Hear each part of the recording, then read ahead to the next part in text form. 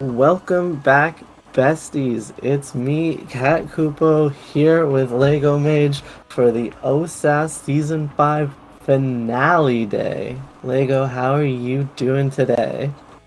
I am doing absolutely stellar, and I am hype for these matches. We have got some great teams on the roster here tonight, and we're starting off as well with Animal Style OSAS and Spark of Friendship. Animal Style being kind of one of the favorites to win. They knocked out Wizard City Warriors last week and are just looking really, really strong right now. So I'm excited to get into this first game, which looks like it's going to be on Night Market. And we'll be loading in just a moment to see what these picks and bans are. So, loading into Night Market is a really scary one for these teams. Depending on starting Awakenings, you really may not want to see scandals on this Juno. Maybe not even depending on the Awakenings. Might just want to get rid of that immediately. Hot Shot and Spark of Leadership is the start. We see the Estelle ban being hovered by scandals. I'm sure there's a Juno ban on the other side. This is an interesting spot here. Juliet banned instead. Interesting. I know that Linky Fox over on Spark of Friendship is a fan of the Era goalie. I'm a little partial to the Era goalie on Night Market. The Tornado can take up a lot of real estate. I wonder if we're going to see that pick. But right now, we already have a Mako Rasmus locked in. I can't imagine they're not picking Juno. Double Junos. Almost a mirror here in our first game. That double hot shot Juno is going to go hard. I imagine it's going to be, Spark of Leadership on everyone else. Spark of Friendship really got their ideal awakening for this one with the Spark of Leadership start. But Strike Shot as well on the Mako goalie here. So going for a little bit of that extra range, that extra ability here as we get into it. Both teams just kind of on kickoff. Just playing around the core, no barriers going down just yet, nothing too crazy, but Smags in this bottom corner looking to get over to Profanity. They'll secure one barrier here. Profanity looking for more with the Juno Slime. Maw 2 able to hold it down, now over to Moshi, who's going to hit it for a double and open up the side of Spark of Friendship, and with a little help from the Slime, he's going to sink it right in as Animal Style will take the first point. That was a really close point up until just the double barrier goal, and that's exactly what Moshi can do on this Rasmus. Very strong player. I really want to see what Spark of Friendship does to fight back against it and to get past Maw 2, and there we go. My answer is Profanity will pass to himself with that Juno blob, get the barriers down. Maw 2 unable to hold on to it. And Profanity with a good chance here as well. Jumps forward. There's the blob. Can't quite get it in. Smag's not quite able to push it in there either. But both barriers still up for the side of Spark of Friendship. Means that Animals have a little bit of a mountain to climb. But, you know, they got some nice boots and a Spark. Don't even need to use their core flip there. Moshi again with this Rasmus showing their strength. Just getting that goal right past Linky Fox. A great hook from Moshi to secure that one. Also think it's worth noting as well, Linky Fox is running momentum boots. Rasmus goalie, normally that's like pauldrons always on Rasmus, but he opted for the speed this game, so we'll have to see how he ends up having to play around that. OSAS will, or Animal Style OSAS will take the first set though, so they are going to have advantage in this draft as Moshi first is likely going to pick any size items that show up. There's the recovery drone, there's the demolitionist, and Linky Fox at the bottom, so it might be tough to get some size on that Rasmus without starting on the pauldrons. It could be a little bit tough. On the other hand, there is this Among Titans lurking here. Pretty easy pickup for Profanity if they wanted to do it. Make sure that their goalie got some really good size. Size denied from Maw 2. Both of them are waiting, and there's the Among Titans from Profanity, making sure that that Linky Fox does get that size, not completely blocked out. And a little bit of a bonus there for Smags as well, because Amy also likes the size on her dash. Yeah, absolutely. Size, always great, but also notable, no Sparks showed up that draft, which means that they're all still in the pool. So Should Spark of Friendship manage to drag this one out, they have a very good chance of getting spark or double sparks on at least one or two members of their team, since that first draft has already gone and passed without any. But one barrier down for each side. Smag's going to drop the turret there, looking for more, but Animal Style will be able to clear it out now, but Linky Fox sending it right back in. Moshi, however, dribbling in this bottom corner, looking for the barrier. Is going to find it with the pendulum, swinging Scandals in the top side, passing it down with the whiplash from Moshi. Going to secure the point as Animal Style OSAS now scoring 4 goals, totally unanswered. It definitely seems like Moshi has Linky Fox's number here a little bit. Sometimes it's really tough when you're playing the same character as someone else and they seem to just have a little bit more experience, or frankly in this case just a little bit more size, and it's tougher for you to do something. But this time it's Scandals who gets the goal. That blob is just waiting in front of the net, and Animal Style is on a tear so far. Nobody on Spark of Friendship is level 3 yet, although Linky Fox should get there in a couple of strikes. Yeah, and this is why Animal Style OSAS was just looking like one of the scariest teams here. Like, they're just playing together so well right now, and it seems like Spark of Friendship don't really have an answer for Moshi, and don't really have a great way to get it around Motu and Scandals, especially with the hotshot Juno running around in the midfield. And I got a bit of lag there, so everything kind of teleported, but Spark of Friendship will find the point as trying to delay this set from going to Animal Style. They do need one more point, though, to take the set, and they have 2 core flips up, so we'll see if they're able to utilize that power play like we saw in that first set. It was a really good glitch pop there that you missed with that lag. Great job by Smags getting that goal, getting Spark of Friendship on the board. Important to remember, this is the winners finals. No matter what, both of these teams are going to be playing at least one more game. The loser will go down to losers finals and have a shot to make it back. So even if you lose this game, getting a few goals is a good thing, but that was a tough situation for Linky Fox. A very narrow a very narrow area for the clear save. Moshi puts it in off of Scandals again. And there is only a single spark in this draft, so I can't imagine Moshi does not simply take the Spark of Focus. Yeah, it's a little bit of a rough one here for Spark of Friendship, but it is only game 1. Yeah, it's true. They do have some chances to bring back the series, but with OSAS in the lead like this and now getting a very solid draft as such, 1-2 punch on the Juno. They got Team Player on Motu, and of course Spark of Focus on Moshi, which is one of the stronger sparks to be sure, getting shared around with Scandals and Motu. I'm not really sure what Spark of Friendship's win condition is for this game 1. They're kind of just praying for a miracle and hoping to pick up maybe more sparks and win that way in the later drafts, but I don't think it's going to matter because Moshi and Scandals are just keeping this core on Spark of Friendship side of the field. I say that. They are able to get one barrier, though. And looking for more. Smags' cannon is going to bring down the second one. Linky Fox going to try and send it back in. Smags on the bottom side, pushing up with the glitch pop. Trying to get it past Motu and Scandals, past up Profanity. Down to the Slimes, though, but Scandals going to send it right back into Spark of Friendship's barrier and earn one here. Now getting it over to Moshi, pushing up in the midfield. The battle of the Slimes coming out. It's both Junos trying to gain some control. Hook from Moshi going to go a bit too fast there, as they'll get it back down into this bottom corner with Scandals and Smags once again going at it in the midfield. Profanity has a core flip up, though, and is looking to walk up in his goal box, jumping into the top corner, going to find it. As Profanity will put Spark of Friendship on the board first here, but they have a long way to go to bring this back. First lead of the game for Spark of Friendship. Great to see it. Good job by Profanity with that jump in. Rapid fire on this Juno means a lot of blobs are going to be coming out, but keep an eye on Scandals defending these blobs so well. It really feels like he's just sitting on top of the blobs of the other team and not letting them get that hotshot proc. There it was again, pushing forward, so much damage down, and Moshi gets it in the bottom corner. About to be 3 core flips here on the side of Animal Style OSAS, and not much energy for the side of Spark of Friendship.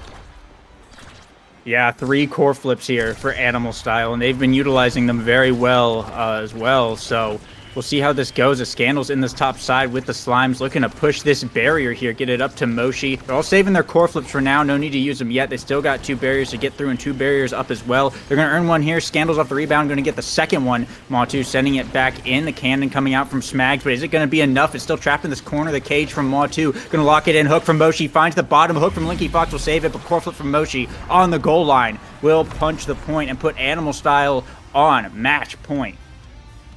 Great save there from Linky Fox with that hook, but Moshi's had his number all game, and that did not change there. Look at the levels here. Level 4 for all of Spark of Friendship and also Matu, but Moshi at 7, Scandals at 6. They're just getting more touches, more damage, more strikes. It's so tough to come back when you're just getting so outperformed in the XP and frankly the energy economy. But Spark of Friendship's going to do their best, and this turret's a pretty good way to do it. Forces Matu to burn his core flip. They defend this barrier as well. Spark of Friendship has a chance, but Linky Fox is quite low. Our core flip coming out from Smags, going to get blocked. Oh, sorry, you cut out there for a second. But Scandal's going to find the point regardless with the glitch pop and take the point for Animal Style and the game won as well. That was it felt overpowering. It did not feel like this was an OSAS team, at least in this at that point in time. And you know, it is. Spark of Friendship's really going to have to figure out what they can do to defeat this. I'm not sure which team it was that chose to go into Night Market, but it looked really good for Animal Style OSAS, so I have to hope that it's their choice. We'll see if Spark of Friendship has something prepared. I'm not sure what map we're going to next. Looks like Clarion Test Chamber, in fact.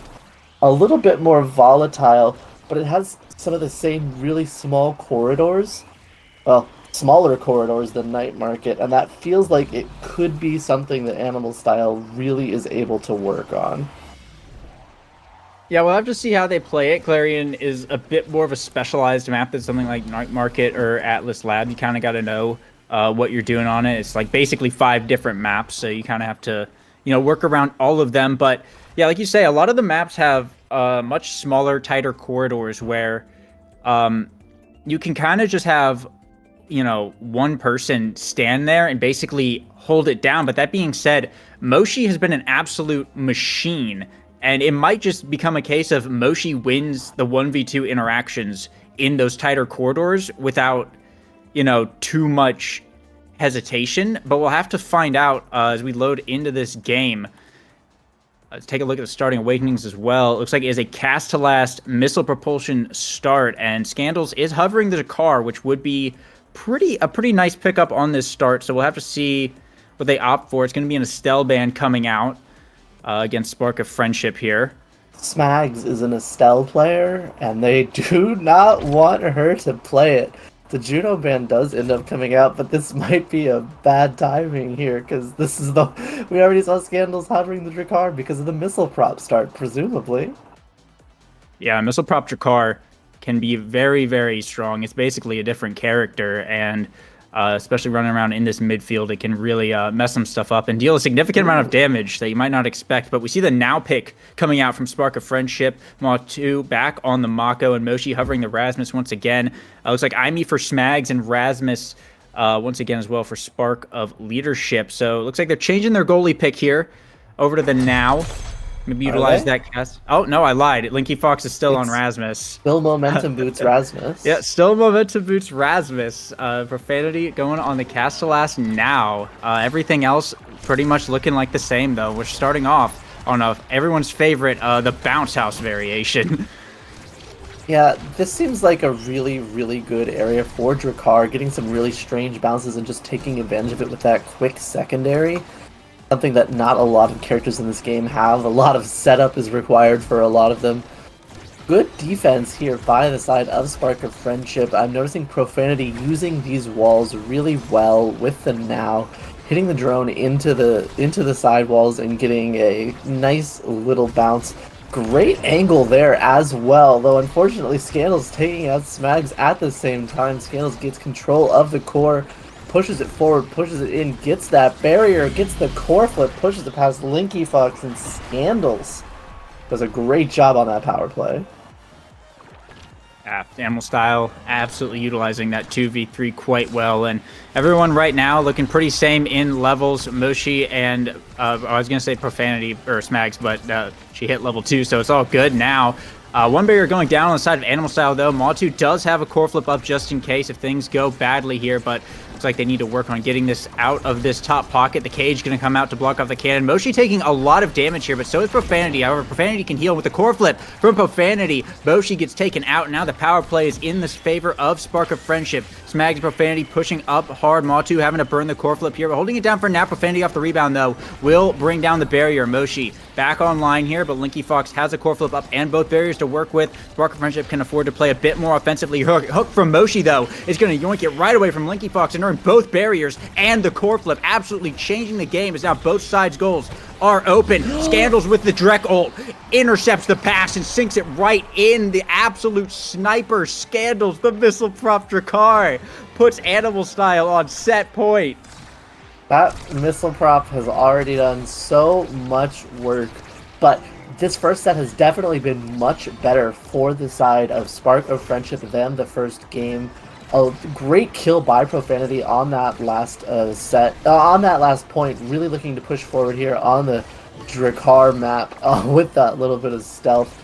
Not really something that can be utilized too much, but doing their best. Great job on this pressure, but Linky Fox is holding up this time. Profanity pushing forward with Smags. There's a good turret with a core flip here.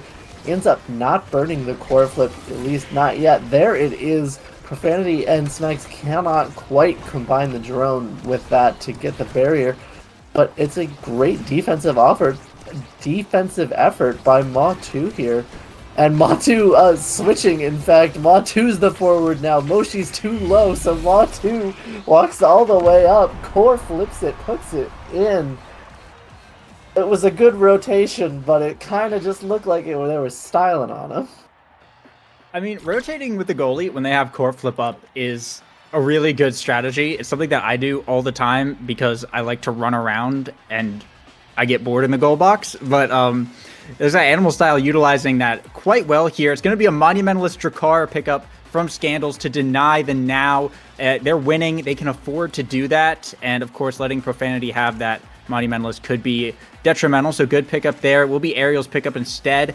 Team player once again going over to Ma2 and Hotshot going over to Linky Fox. Spark of focus on Smags and specialized training here for Moshi. So overall, Animal Style had to take one L with that Monu pickup, but I think they're still feeling pretty good coming into this next round. I think you're feeling better coming into the next round because you don't have to do it again, and you know you don't have to do it again. Ma2, though, with this ultimate, it reaches so far with the combined distance from Missile Prop and Strike Shot. But a great jump in, great cyber swipe by Smags, really pushes forward, gets this barrier. Linky Fox walks forward, but that's okay. Got the hook to get out of that situation. No problem at all for Spark of Friendship. They are pushing forward, trying to get this one in.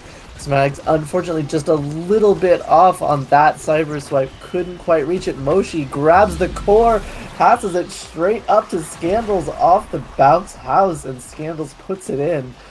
1-0 again. Animal Style. OSAS just running them over. Animal Style is just looking so deadly. That defense against the turret was great. They, instead of clearing it out up to where Profanity was standing, they just basically staggered their abilities and strikes to keep sending it in and keep it held in place. And now with both barriers down and Moshi having a core flip up, this looks like it could be the end. Profanity will get the size here, but not going to be able to do too much with it. Well, on the rebound, though, Smags gets it up to him, and they're able to bring down one barrier here. Linky Fox trying to send it back in, but in a dangerous situation with this open goal. Profanity has to burn the core flip here. Now Moshi pushing into the top corner. Core flip coming out. Going for the shot. Profanity able to block it off the wall, but Ma2 pushing up as well. Smags uses her core flip. Maw2 with the core flip. Pass up to Moshi. Core flip from Linky Fox will save it, though. But they're still in a tight situation with Scandals pushed up like this. Taking a lot of damage, though. They're looking for the KO. They have a little bit of time with the core going back onto Animal Style's side of the field here. But in the midfield, Scandals is trying to steal this the size orb. And we'll go back to Profanity once again, but pushing up Moshi and Scandals. Gonna use the core flip here. Use it or lose it. Scandals, staggered Drakkar, just gonna sink it right in and put Animal Style on set point once again. Can't help but feel like that the side of Spark of Friendship really needed to just put some damage, to just put the last bit of damage down onto Scandals to take him out at that point. Couldn't quite get it, hitting the core instead, and ends up just using the core flip in the net. A power play doesn't get too much here, and again, look, Scandals pushing forward right into the net with this shotgun. Maw2, though, is just sort of in the goo a little bit too much. Doesn't matter, though. Linky Fox, great job. Yeah, Animal Style taking another set here, and Spark of Friendship not able to get any points is a little bit scary. Quick strikes on the board here could be the reward for Scandals, which would just make those core flips even deadlier, of course, in those strike wars as well with the Drakkar. So that will be the pickup there. Linky Fox opting for that unstoppable, maybe survive a hit stun against that shotgun. We'll have to see Spark of Leadership deny from Moshi here, not letting Smags get her hands on that. It will be a Siege Machine pickup for the now, which is pretty decent, but nowhere near as good as Monumentalist. Stagger Swagger from Maw2, and Smags left with Glass Cannon here. To Animal Style, they're looking to close this one out. Pretty solid draft. Pretty solid round. They've got the momentum here, and they're already pushing so hard. Moshi with the double barrier with the Whiplash immediately as well. And this game might just be over. Scandals pushing up quite hard as Profanity trying to return on the rebound here, but it's looking a little bit tough as Scandals in this top side, going for the top with the shotgun to propel it forward, just past Linky Fox's hook. Animal Style first on the board once again. Linky Fox's hook was so close there, almost managed to get it. I'm not sure about that draft on the side of Spark of Friendship. Didn't feel that great to me. I think part of it is that I think Timeless is better here on this now. If you can't get Monumentalist, what you're really looking for is size, and Siege Machine lets them hit harder, but it doesn't actually make your creations any larger. Don't know if that is known, is the play here. We'll see, but Maw2 just walks up with the ultimate, eventually takes Profanity out, but you know, a barrier still goes down. Spark of Friendship pushing forward. Smags actually gets it past Scandal and Maw2, but Scandals has the core flip, will use it once again just ahead of Linky Fox's ultimate, and Animal Style, Profanity's trying to blend in. Oh, geez. Yeah, one more point for Animal Style to seal the series away. They are right there. Scandals going big mode here, pushing up on the bottom as well. The offense coming out. Smags taking so much damage. Profanity having to use the now ulti healer, but still Smags having to retreat and get out of the play there. No barriers down just yet. Spark of Friendship able to hold it in midfield for now, but it feels like it's only a matter of time before Animal Style really gets cooking. The turret coming out from Smags, but Maw2 defends one barrier. Profanity will earn the bottom one, though. Core flip from Smags up to Profanity. Doesn't quite reach it, though. Linky Fox trying to send it back in, but Maw2 and Moshi have their core flips up in just a second here. Profanity does as well. Burns it on the air, though. Maw2 is able to keep it away from him. Smags still pushing up hard on this bottom corner, but Moshi and Maw2 are just looking for a way to get this core back over to Scandals here. Profanity going to lose the strike ward, though. Maw2 able to clear it back out to the midfield, but no barriers down just yet. However, Scandals and Maw2 and Moshi all pushing up. Now, glitch pop from Smags going to send it wide around Maw2. Core flip going to get blocked by the wall as well as we go into overtime. Smags looking to push up, trying to get this last barrier and open up the goal, but a pendulum swing from Moshi is going to take her out, and Scandals with the shotgun able to get one barrier. Looking for more here. Moshi sending it right back in. Linky Fox able to hold it down, but the health bars are disappearing pretty quickly, and energy is up on the side of Spark of Friendship, but an unfortunate bounce there is going to mean Animal Style's goal is open. Profanity trying to find the point here. This could go either way, but Scandals with another KO onto Smags and brings down the goal barrier as well. And with a shot to the middle, it's all over. Animal Style OSAS will be moving on to the grand finals. That was a really good job there by Linky Fox at the end, getting the barrier, but they just couldn't convert. That felt like the whole thing for Spark of Friendship in that series. Great job by Animal Style OSAS. They will be waiting in grand finals for another team to come in. Spark of Friendship, of course, waiting in losers finals. They had a rough one here, but they won their week of OSAS for a reason. They've made it this far. They were in winners finals for a reason, and this team could absolutely come back and make a run of it. But for now, it's Animal Style OSAS. Everybody knows they really, really did a great job that those games did not let the pressure up. Scandals pulling out the Drakkar when the Juno was banned. Good stuff from them, and good luck to them in grand finals.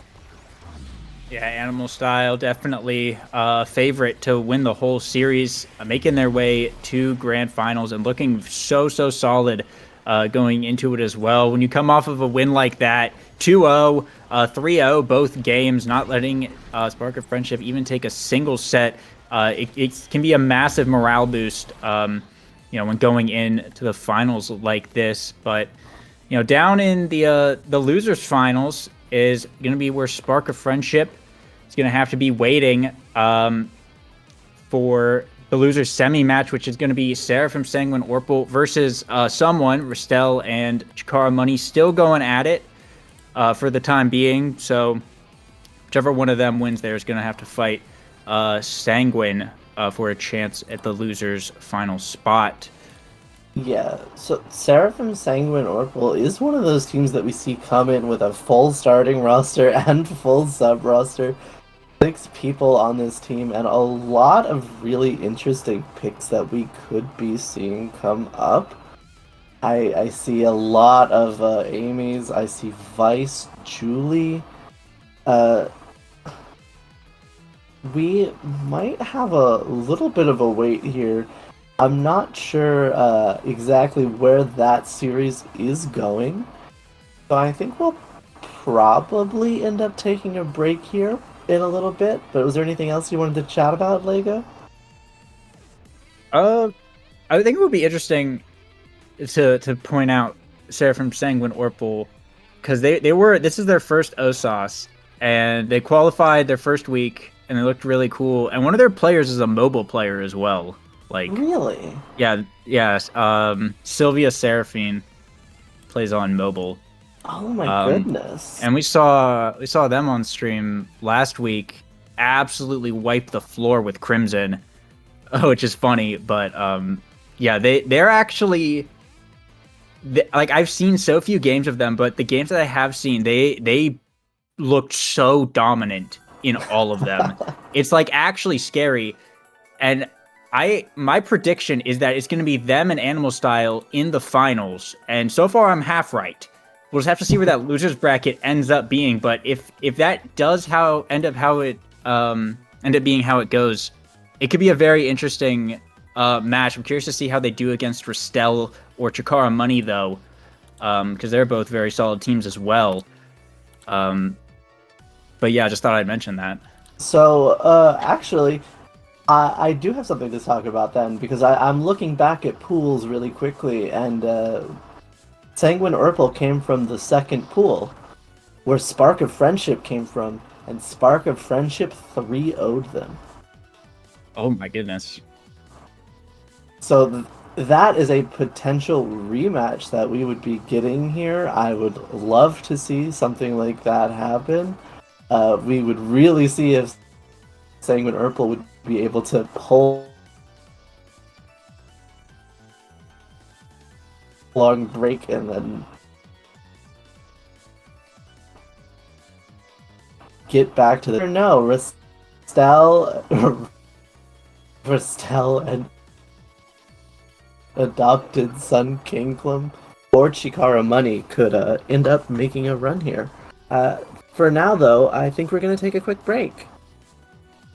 See ya later. We will be right back.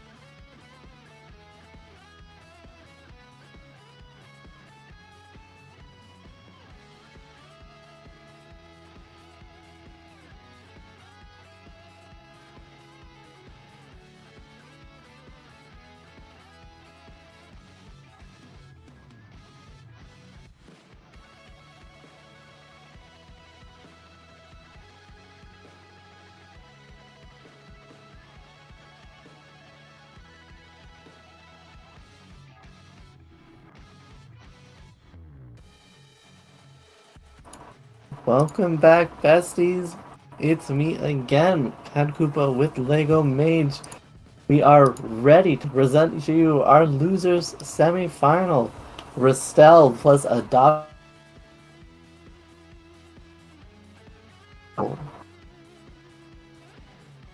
Restel plus adopted son Ken Oh, God. Clam versus Seraphim Sanguine Orpal for the losers semi-final match. Restel did just come off a nice series win against Chikara Money to move up, cementing their name as the Chikara Killers. But we'll see if they can flip the script and become the Seraphim Killers as well, or if the new upstart Seraphim team is here to prove their worth and move on to the losers finals. I think this could be a very close game, a very interesting game to be sure. Because like we were saying before, I haven't seen enough of Sanguine Orpal to like make a huge decision. But what I have seen of them has been very, very good. Of course, Restel as well has also been very, very solid. So I think this could be a very I could see this easily going to a game 3. I could easily see this going to a game 3 as well, because last week in groups, these teams played each other. Both of them were in Group B. They had a very, very close match, but Restel won 3-2 over Seraphim Sanguine Orpal. And if we get matches like that for this losers semifinal, I think we are in for a treat, Lego Mage. I mean, I certainly hope so. The rematch coming out, and for Seraphim as well, both this match and the losers finals are rematch matches to teams that they've lost to. So they have to get through Restel and Spark of Friendship in the revenge, a double revenge series, basically, to have their chance at the Grands. So these are some big games here for them. But I mean, when you have a qualifying series that goes 3-2, like that for Restel, I mean, it's anyone's game. It can just as easily, change the sets, and we don't know, obviously what those rounds look like either, how long they were, how short they were. So I'm excited to get into it once we get all the players in here. So while we're talking about it, again, both these teams are from Group B. Spark of Friendship won Group B last week. Spark of Friendship beat both of these teams. Spark of Friendship beat Seraphim Orpal, Sanguine Orpal 3-0, but Spark of Friendship beat Restel 3-2. Restel gave them a really close one. Spark of Friendship's only loss coming to Seraphim Crimson in the group stage, actually. So either way, one of these teams is trying to get revenge for being put in losers against Spark of Friendship, and they're going to have to fight it out to see who can make it all the way there. I'm really interested to see what we see in terms of pick ban here. I don't know the maps that these teams really favor, but we do also have a few interesting players here, like you want to talk about Sylvia Seraphine for a second there, Lego Mage? Oh, yeah. Our mobile player? Yeah, Sylvia Seraphine, our resident mobile player. Doesn't look like they're playing this match. It's Kurihiro, Evster, and Izuna who are going to be on the roster this time. But we did see them on stream last week, where they did really, really well on Zentaro and in their win against Crimson. And they do have Sanguine Orpal, that is, do have 6 players on the roster. They have subs, and they've swapped in and out a whole bunch kind of throughout the tournament series. So that's also pretty cool to see, because there's not just necessarily one strategy that they have. They can switch up players and change what they're doing kind of at any given moment, really, which is pretty cool. Yeah, I love to see teams that have this sort of flexibility. Usually the teams that are looking like this have that sort of flexibility, have specific players for specific maps or comps, or generally things that they would want to run together. but I don't know that Seraphim Sanguine Orbital has quite that here. I don't believe map pick ban has happened yet, but I'm interested to see what the focus is for either of these teams. We do see that both teams play a good amount of Era. There's a lot of Drakkar play over on the side of Ristel. And, oh, okay, we do have some. For the first map, we are going to Night Market, which was Ristel's pick. The second is Atlab, Orpal's pick. And the third one will remain a mystery to everyone, including us. We'll know it in a bit. But we're going to Night Market first for Ristel. Makes a lot of sense. Teams that really like the era tend to really like Night Market, I think. Again, that NATO is really, really good at just making space in that tight corridor. And the speed lets you pick up more speed and just really multiplicatively helps out your team. Yeah, Night Market is definitely kind of the classic one. Makes sense that they'd like to go there for game one. We did just see them win their game two over on Meowsy's stream in their last series on it pretty decisively. So definitely a map that they're comfortable on. I've seen them play on it before as well. And, you know, the Drakkar that they bring out, that Meowsy brings out, and of course with Doofus's era, it can be very, very good on that map, especially just because of the way, you know, you have the speed gate, you have that big midfield presence, the repositioning, of course, Drakkar with the speed boost can just get all around and just be such a menace on that map. But, you know, this being said, Night Market is a map that most people know how to play, and Seraphim as well definitely know what they're doing on that map. Mm-hmm. So we'll have to see how it ends up going. It looks like everyone's getting readied up in a moment, so we should be getting into this soon, hopefully. Yeah, come on, Lego. Why aren't you readied up? You're right. I gotta ready up. That will inspire them. That will inspire them to ready up. For sure, for sure, for sure. I'm really excited to see this one. Puro Hero is a... Ooh, what are they? Asher Luna Now are the picks that we have on file for them as big picks. Interested to see the Asher, possible Asher goalie on Night Market. Pretty good. We do have the third map pick if anyone wants to know it. Do you want to know it, Lego? No. No? Okay, we'll keep it secret then. Nah, I'm kidding. You can tell them. No, it's great. We'll wait until we load in. If it never happens, they'll never know. For now, waiting for these players to be ready here for Night Market. I really just want to get this going. I'm so excited for this because the winner of this series is top 3. Yeah, but it's absolutely huge. You know, that's the prizing eligibility basically. So, you know, this is kind of like the big threshold to break. Mm-hmm. And of course, getting a ticket to the losers finals is huge as well, because once you get there, you know, you're in that kind of winning circle, and from there you're just kind of working your way up and increasing your payout really.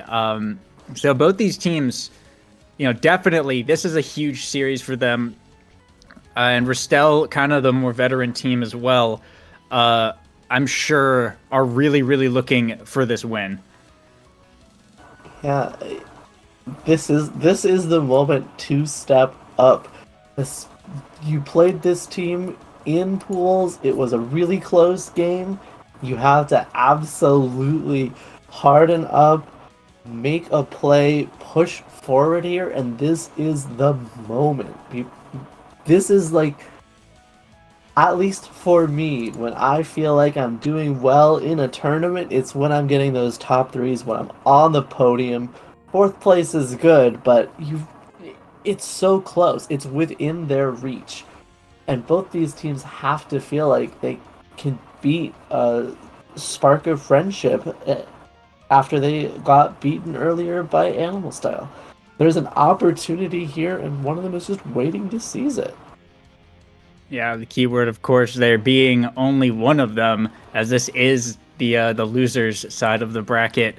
Whoever loses this series will be going home. This is kind of the last chance to get, anything solid out of this season of OSAS for both these teams, and the competition could be quite fierce. The stakes being the way that they are, but looks like almost everyone readied up.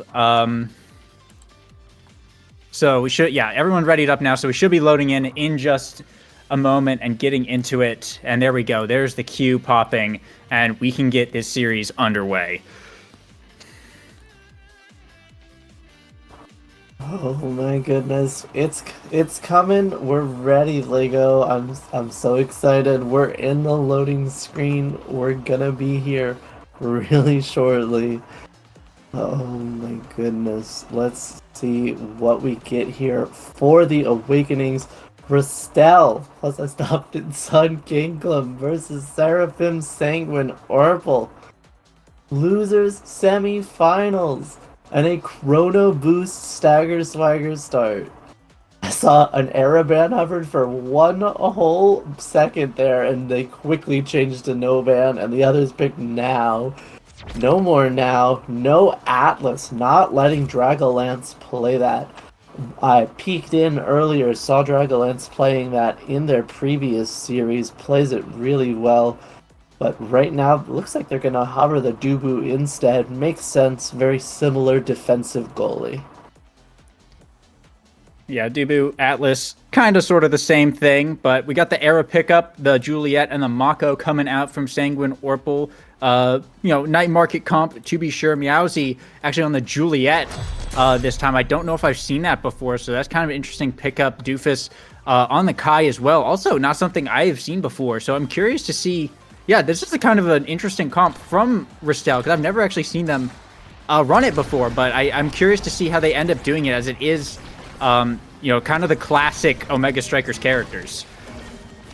This is pretty much the basic characters in the game, and Meowsy shows us the basic Juliet combo, taking Elster off the map. Immediately a power play for Rastel. Can't quite get this second barrier, but pushing forward.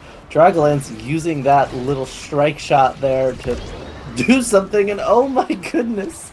There goes Izuna. Dragolance says Dubu can kill too. It's alright though. Meowsy doesn't quite find that one, but so far Rastel is really just finding these KOs. Meowsy finds the barrier, the ultimate pushes, gets a kill and the goal. They killed each member of Seraphim Sanguine Orpal one time. A great first point for the side of Rastel. Oh my gosh, and 3 KOs coming out in the first round alone. Every member of Seraphim died there at some point. So it's got to be a nice morale boost for Rastel there. And with a nice dash punch from Meowsy, one barrier going down, the bounce will result in one of their barriers getting lost here as well. But looks like Doofus able to make something happen on that bottom and open up Sanguine Orpal's side of the field. Izuna pushing up. Coreflip getting baited out from Dragolance, and the barrier will fall here. Seraphim looking to make this push. Evster pushing up in the bottom. Soup coming out from Dragolance to try and hold this corner. Izuna dropping the floor. He's not able to get much. Meowsy goes for the dash punch, but doesn't quite land it. Kurohiro with the primary trying to send it back in. Can't find it, though. It's going to be Doofus and Meowsy pushing up, but Kurohiro will find the clear down to Izuna. Doofus, though, in the midfield, sends the Giga Blast. He's going to be able to stop that play here. Kurohiro going to have to find a way to send it back in. Meowsy winning the strike wars, though, is keeping the core on Seraphim side of the field, but Izuna pushing up, gets it past the log, and Dragolance cannot find the strike shot. It's a point for Seraphim and a tied set. Great job by Seraphim there. Playing it cool, just getting back into it, not giving up any more KOs there. Coreflip burned by Kurohiro here, manages to save this barrier for now, ends up losing it in the end, but that's alright. It's just one, and it is Night Market. One goes down on the other side. The Coreflip from Izuna is punished. The second barrier goes down. Great job by Seraphim Sanguine Orpal here on this penalty kill, in fact. But great job trying to push it out.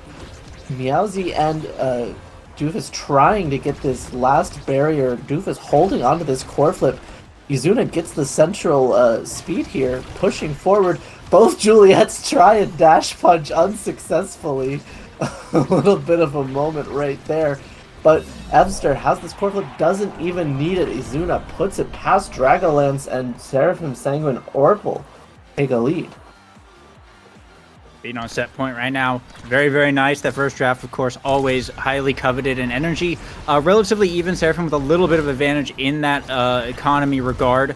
But unfortunate soup there from Dragonlance. The core will get past them, and one barrier goes down, and Izuna with a dash punch going to find the second one, and now Evster pushing up with a core flip in the bottom corner. All three members of Restel there to defend and hold it down. Meowsy has a core flip up, though. But Izuna is able to get it out of her hands to try and push it on this top side. Storm coming out as well as Kurohiro trying to find a way to send this back in. Now Dragonlance with the priority, trying to get it out of their goal box here. Meowsy has those core flip, burning it here, goes for the bottom side, is going to get that barrier. Now Doofus looking to push up hard, but Kurohiro and Evster are going to hold it down through all of the abilities coming out from Restel. Dash punch from Izuna, gets it right through Dragonlance.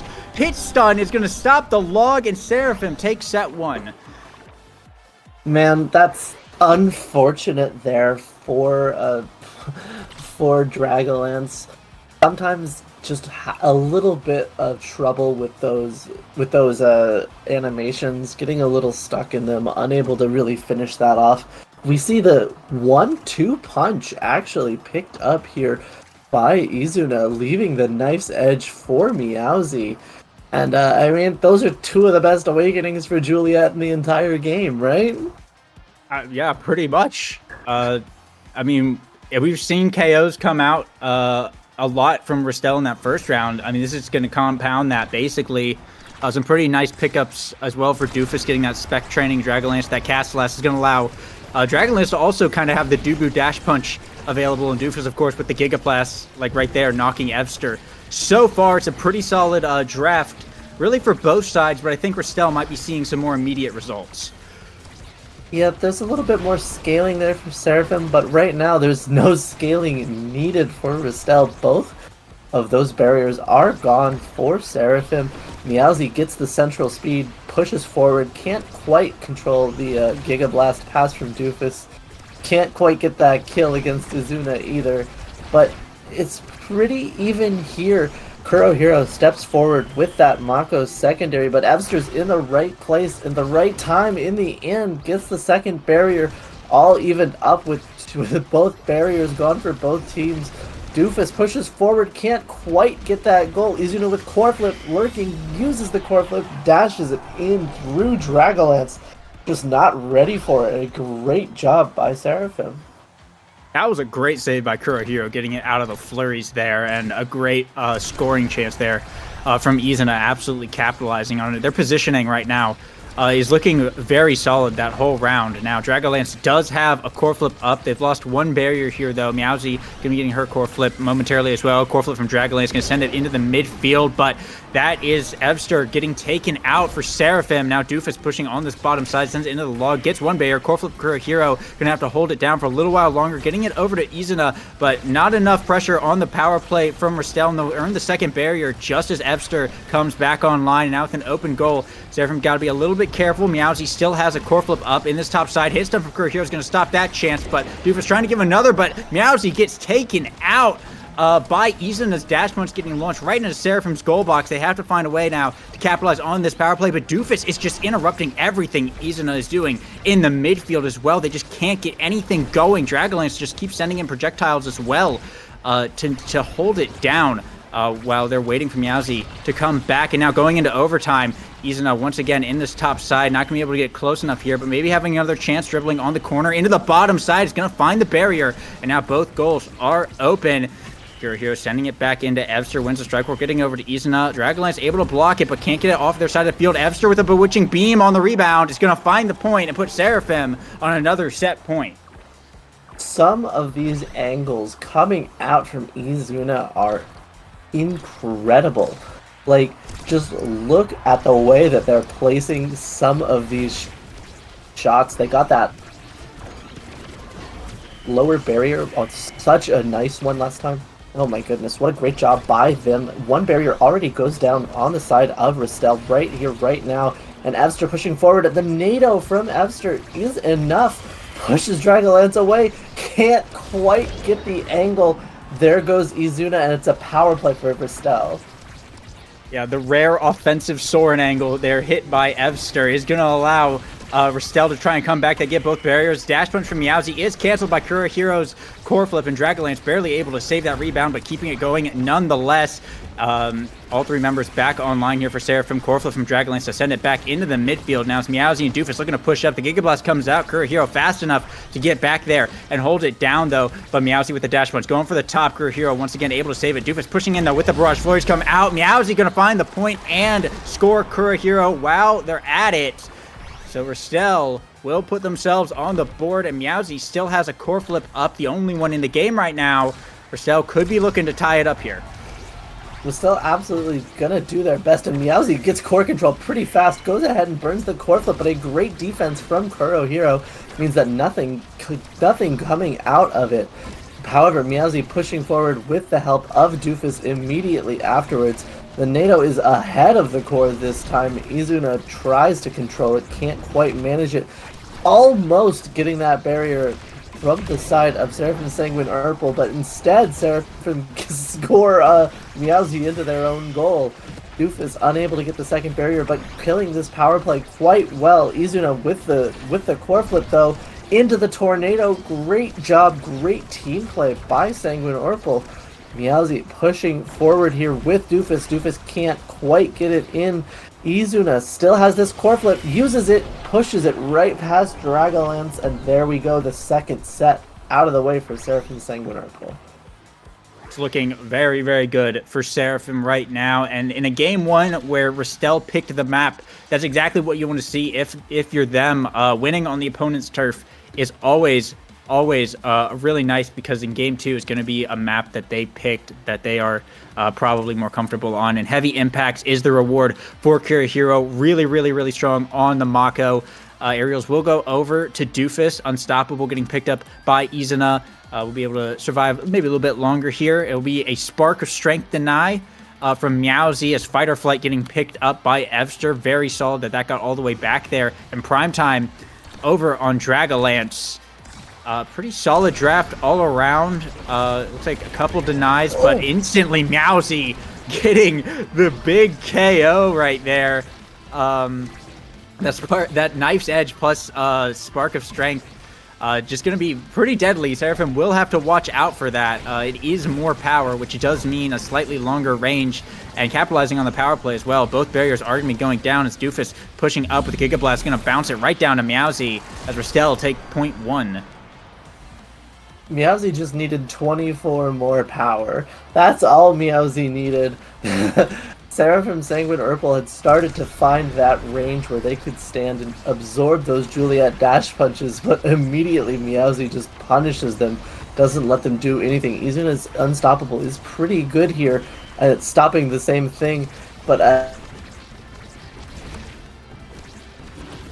I'm not sure about the aerials choice by Doofus. It seemed a little silly to leave the Fight or Flight up, but, you know, just getting those really big accelerations can absolutely do it. A great ult there from Kurohiro kills the play right up at midfield, still holding everything here, including the core flip, and Kurohiro manages to get it out of there without using it, but one barrier still goes down. Dragonlance has one now, doesn't need it either. Meowsy, though, shrunk by Evster. A great core flip from Dragonlance, just barely manages to save this one, but can't quite save that. Kurohiro's core flip is used. This NATO is buying so much space. There's the core flip from Izuna with the punch.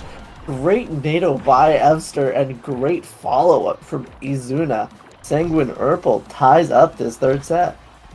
Izuna is finding some very great shots here, bringing down that barrier on that top side by clipping the back, and of course the core flip into punch. Very strong move, of course, finding that point. But now it's Ristel who are going to bring down the first barrier here. They looked for more, but Seraphim was able to clear it out. Meowsy pushing up, brings out the flurries, has a core flip up against Kurohiro. The primary at Evster as well on the defense will block that attempt, but Dragonlance is going to try and send it right back in.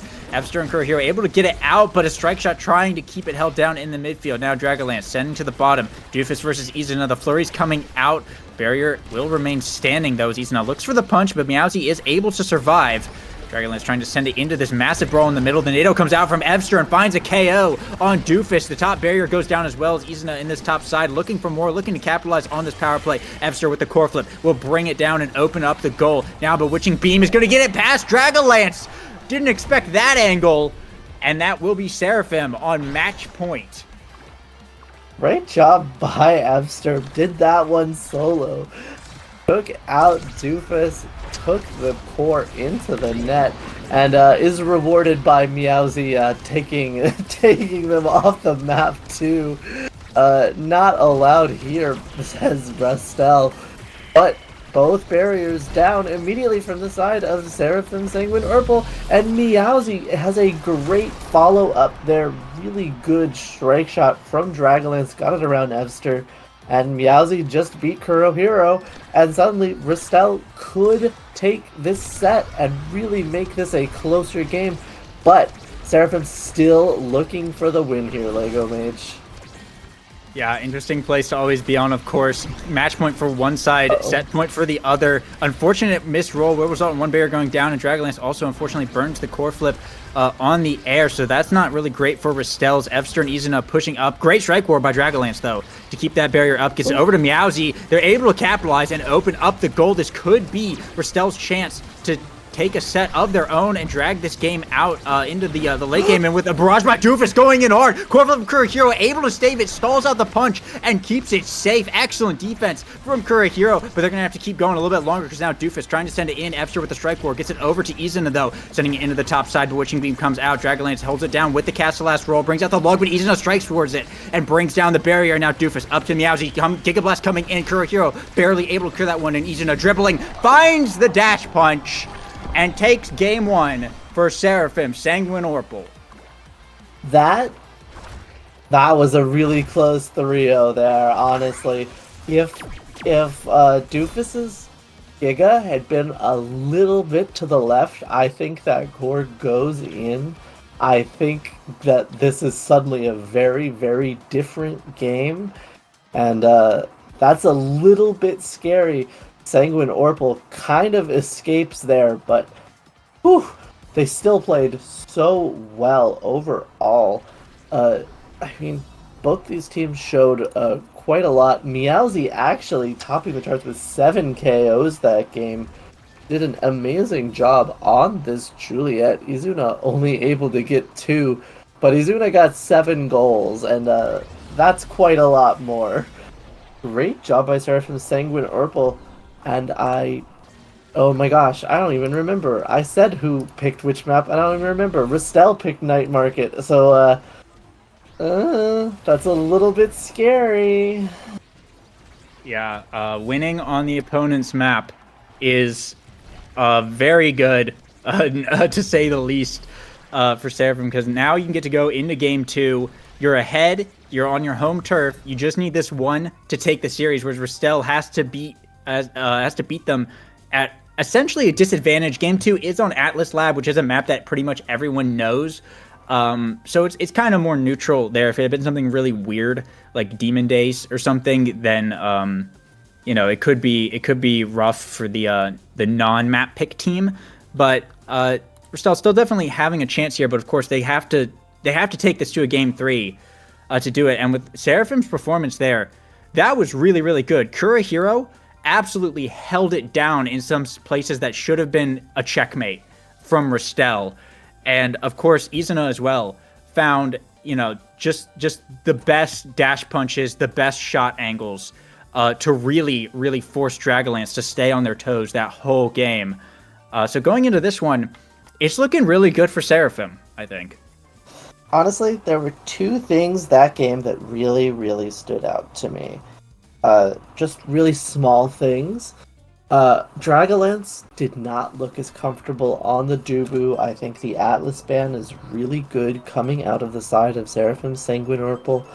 I think not letting Dragonlance sit there on that thing he's comfortable on is really doing a lot of dividends for this team. There were a few times he got animation locked, a couple of missed rolls, simple things like that. If he can clean those up, the game is a lot closer. And Meowsy, you can evade to walk through the walls of the Mako ultimate. You can evade that.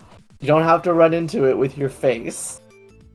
If those two things were different, I think that's a much closer game. And those are very small things.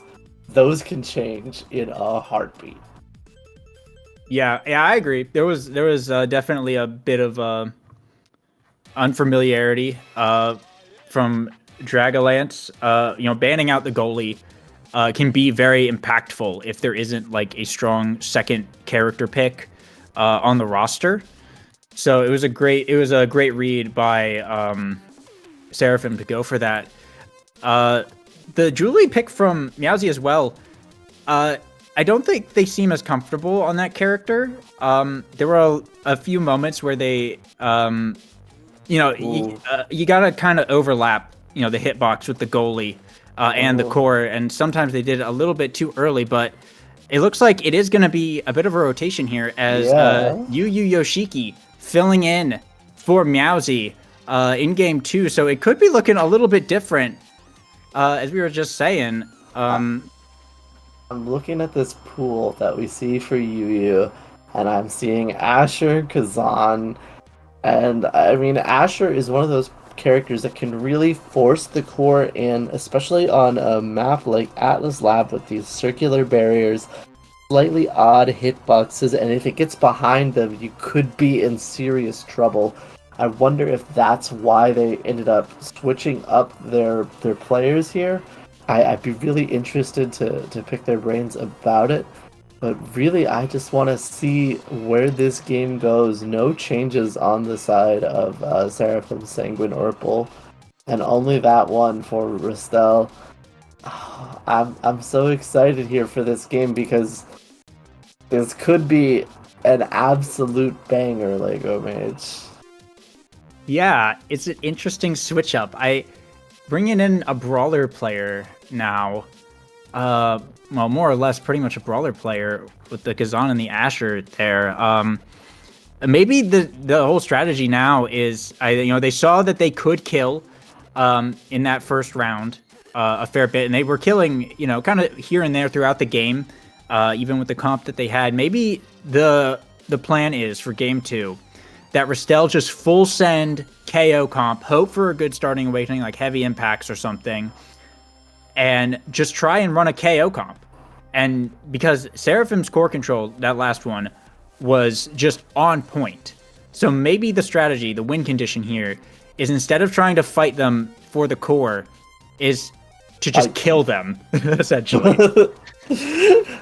Core flip, leave the core there and go punch them. Exactly. That's the classic, right? That's the real KO comp strat. As a KO comp connoisseur, oh man, I'm excited. I'm so worried about this one. I want to know what's gonna happen.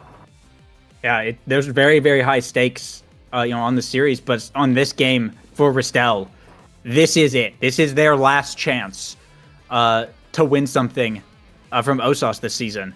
So you gotta imagine that they're gonna just try to pull out all the stops to beat this team, which, like we said earlier, it was a very, very close game that they had in group stage, and Ristel won. They did? Yeah, so they are certainly by no means out of this. And with a roster swap here in game 2, I'm not sure what to expect, but it could be very, very interesting. Might be just what they needed. Maybe Meowsy just needs a break, just needs to breathe, get back into it later. We see Yu hovering the Octavia, immediately switches to Erasmus. We have a Among Titans prime time start. I love Among Titans, but I feel like we might see 6 prime times this game, Lego. Yeah, the side of Ristel is not too friendly to Ooh, Titans right now, but it is a Vice pick actually from Dragalance, kind of out of the pocket here. Looks like Era Julie Mako, same comp from Seraphim here, but Doofus now on the Zentaro, Yu Yu Yoshiki on the Rasmus here. I'm interested to see where this goes now. I was not expecting that Vice pick to come out, especially on this start. And oh my goodness, it seems like you were entirely wrong. It is a 6 among Titans start. Everyone went full Titans. You know what? It's still an even game, but everyone is 15% faster. So honestly, that kind of makes me lean towards the side of Sanguine Orbital already being able to make more with this speed. But we'll see. Dragonlance might be able to hit some really good angles with this Vice, gets that really good stun, ends up saving the core, and hits level 2 off of it, is able to hit Izuna with their ultimate immediately. But Dash Punch is eternal, as Izuna proves right there. Hero trying to get it out. Look at Izuna's health. You may have been right that they're just going to go try and kill. Izuna running around in the back, just trying to recover a little bit. Doofus doesn't have ult, otherwise I'm pretty sure Izuna would be dead. And Hero guides the core around the back. Great job.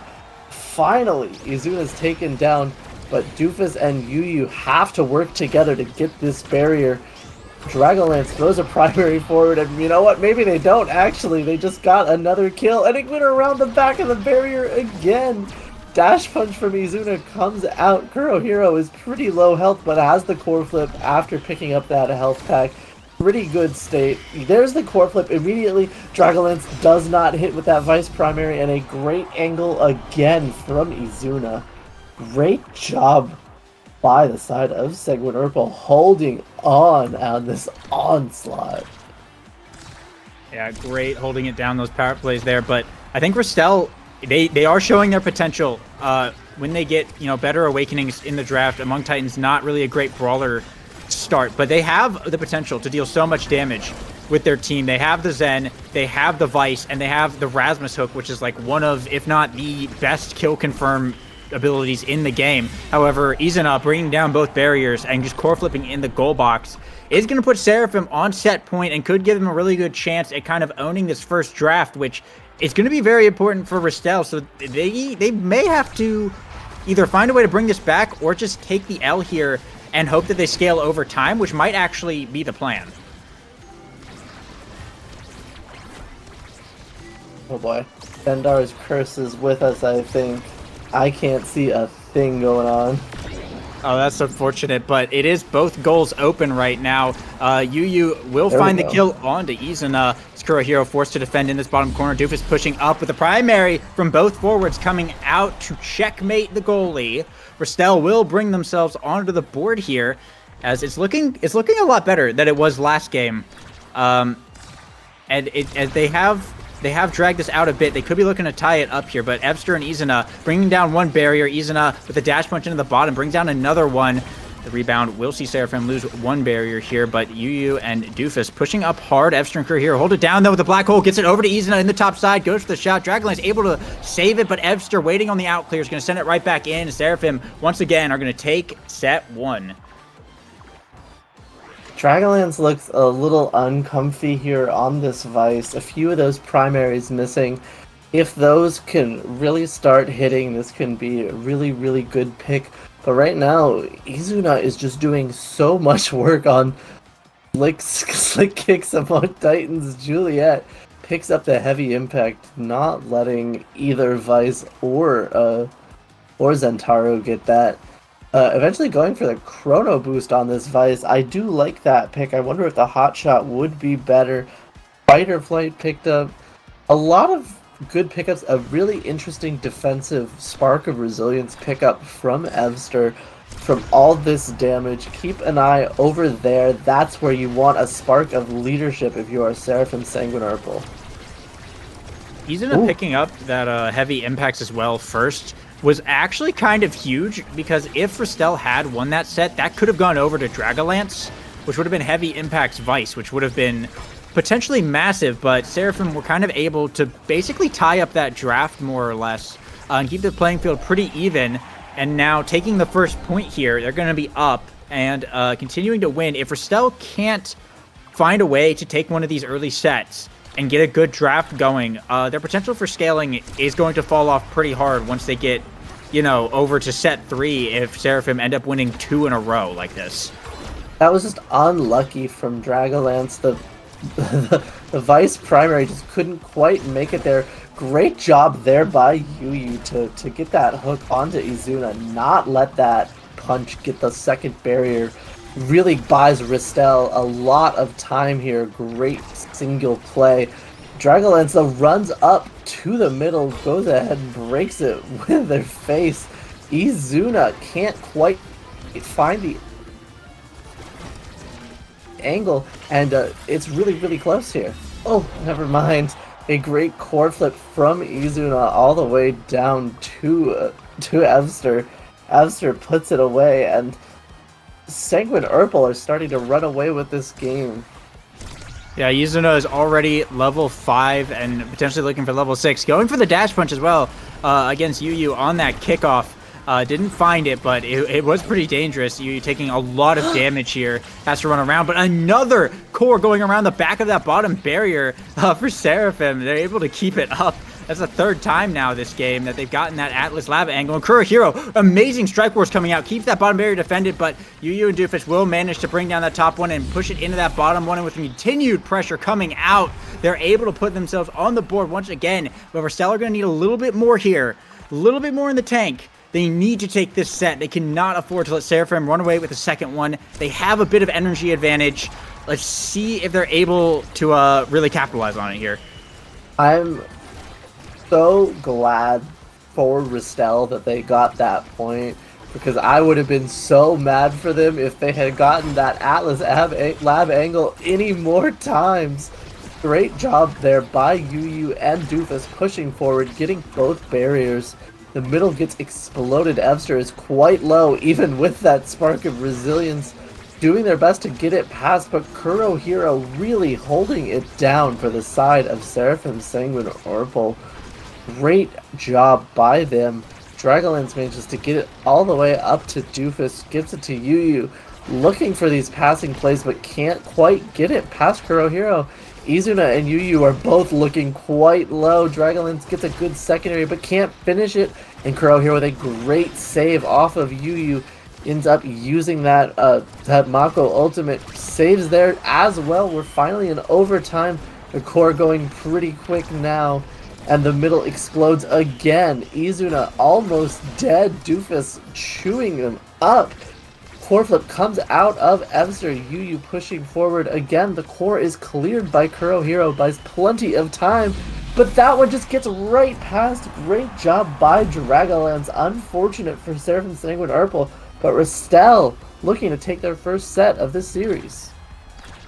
Yeah, it looked like Izuna hit a little bit of a wide angle there with their strike, and it was unfortunate. It might have been a little bit of an own goal, but it does put Ristel on set point and tie it up here. However, Izuna bringing down both barriers and an insane rebound, just standing right in front of the goal gate and sinks it right in. Never mind anything I was about to say, because Seraphim are going to take set 2, and Evster, the MVP here. Let's see what the reward is. Team player, Manu, 3 sparks. Oh my goodness. There. Yeah. This. Yeah. How do you kill him now? You can't. I mean, you can, but it's a lot harder. Izuna maybe a little bit too confident with that prize fighter pick, but team player coming out of Kurohiro, these clears are just going to be even better from them, and this is a really tough spot for Ristel to come back from. They did at least get the dead eye, but it's a rough one. It's a rough one for sure. Yeah, that's an insane supernova from Dragonlance. Will bring down both barriers, but yeah, I mean that's team player on Kurohiro. Evster has the spark of leadership resilience, so they're basically not really able to get too many kills here, and the prize fighter was stolen by Izuna as well. And with the awakenings that Ristel has, they just don't have the damage to get through the stagger that Seraphim has as well. But it doesn't really matter, because if Kurohiro doesn't launch the primary, Ristel will be able to just kind of get the core past him and get on the board first here. So, I mean, we've been saying it, they're not out of it yet. It's just this is going to be a very, very tough set for Ristel, and they're really going to have to like focus up here to kind of overcome this disadvantage that they've been put at now. Yeah, it's a tough situation, but up a goal is very.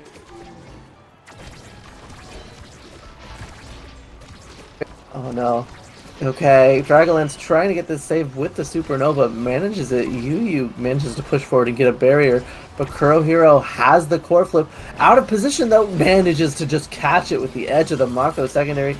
That core flip saves it, but Doofus is able to do a great job stuffing it.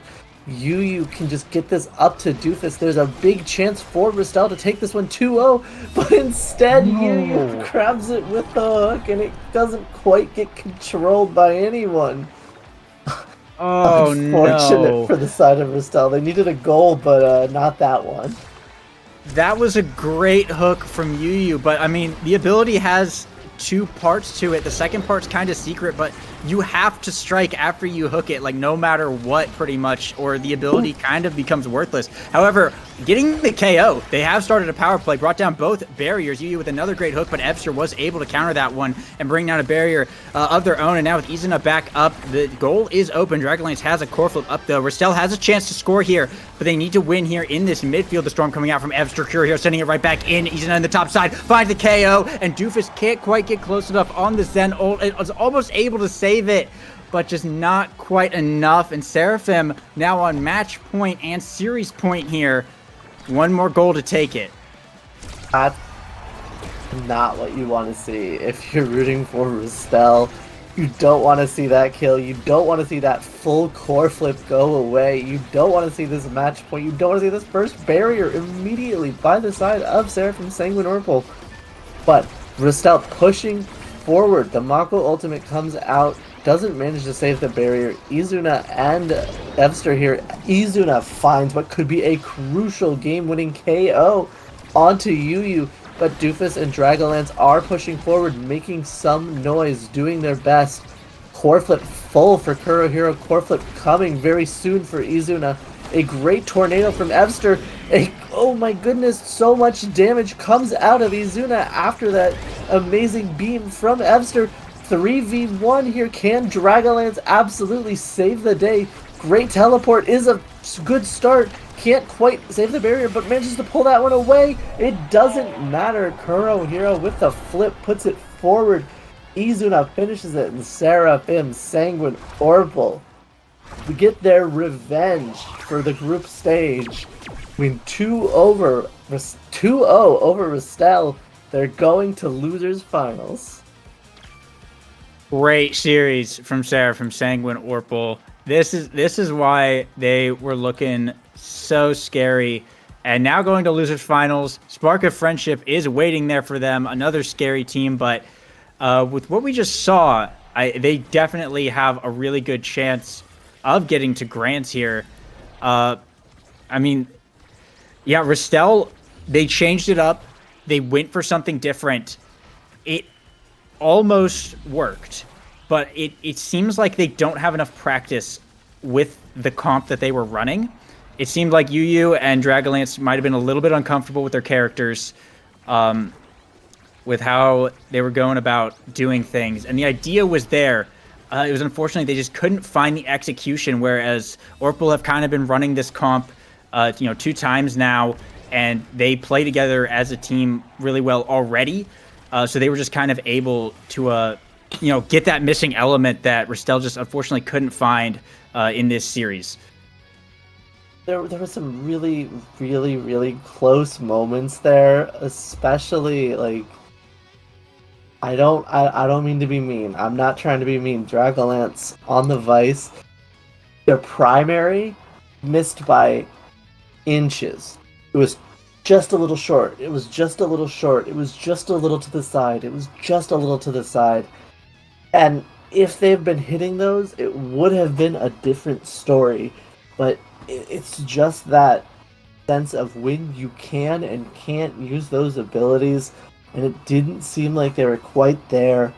Still, I do want to say, amazing run by Ristel and adopted son Kinglam. All four of them played so well. They ended up getting that. They ended up here in fourth place for a reason. They got second in their group. They beat Chikara Money in losers quarters. Great job by them. I hope they come back. But moving on to the losers final, Seraphim, Sanguine, Orpal gonna get their shot at the spark of friendship. But that'll be happening when we're back. Yeah, going to be cutting it to a quick break here for a bit. But yeah, when we come back, it's losers finals, Spark of Friendship, Sanguine Orpal, going to be battling it out. One team getting second place or one team getting third place, and the other team getting a ticket to fight Animal Style OSAS in the grand finals. Either team that makes this could be looking pretty good. Spark of Friendship did get 2-0'd by Animal Style earlier, so they could have a chance for the rematch, but it is them versus Seraphim in Seraphim's rematch, because they did lose to Spark of Friendship earlier in the group stage. Yeah, last week in the group stage. So they're looking for another revenge match here to get their ticket to Grands. So it's going to be a really good one. Don't miss it. Stick around. We'll be right back.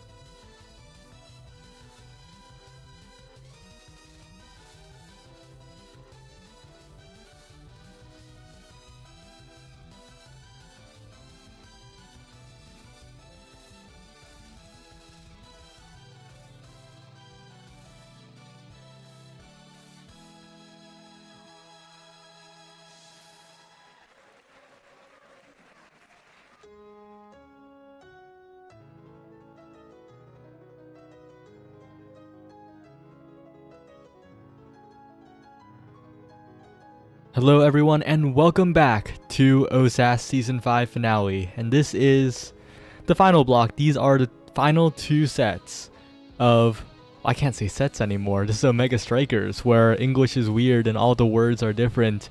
Final 2 series of OSAS Season 5. All these teams already have eliminated themselves from any future OSAS tournaments. Of course, the top 3 graduating, all of them have reached the pinnacle of what OSAS has to bring, but to get to the very top, they still need to win it all here. For sure. However, let's not count it out quite yet, as if there is a Grand Finals reset, that would be a 3rd series that we get the opportunity to cast. However, right now, I'm curious. I didn't get to see the performance of Spark of Friendship. However, on the side of Orpal, I did see Kurohiro put on an excellent performance on the defensive side. What can you tell me about these 2 teams? These are 2 teams that were hailing from Group B in the group stage. Spark of Friendship, of course, getting 1st place in that group, and Sanguine Orpal getting 3rd, and both of them having great performances today. But Spark of Friendship, I think, left a little bit wanting in that winner's side performance against Animal Style OSAS. Animal Style, I kind of just swept them very, very hard, and I think they're going to need to regroup. They're going to need to find themselves again to try and make something happen. Linky Fox is actually pretty notable for one of the stranger picks, of course. The Momentum Boots Rasmus is actually what they bring out quite often, so something to look out for heading into this game. That's actually pretty interesting, because normally you would think the pauldrons to get that little extra size really helps out on Rasmus.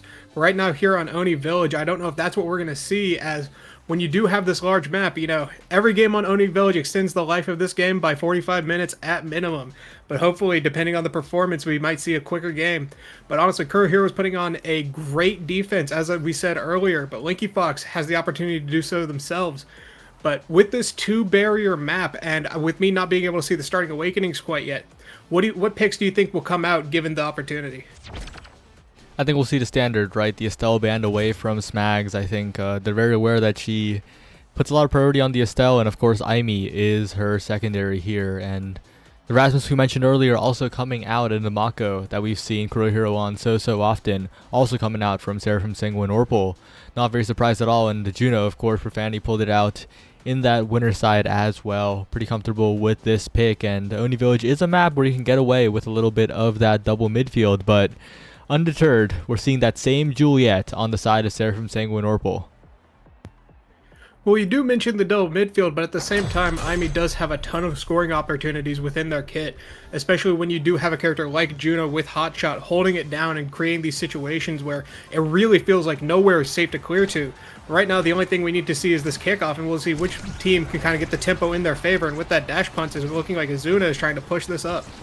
Yeah, and Juliet, of course, a pretty awkward character on this map. Doesn't really have the move speed to keep up. You kind of have to make the most of your opportunities, depend a lot on your team. And Azuna's playing up, right? Not dropping back too far behind the midfield line, but starting to worry a little bit. But in general, Azuna's trust in the team is probably going to be rewarded soon if Kurohiro and Fster can keep up the defense, but it's looking a little bit difficult. Finally, Azuna gets it. That's one barrier going down. A KO found in Azuna with an explosive entrance here.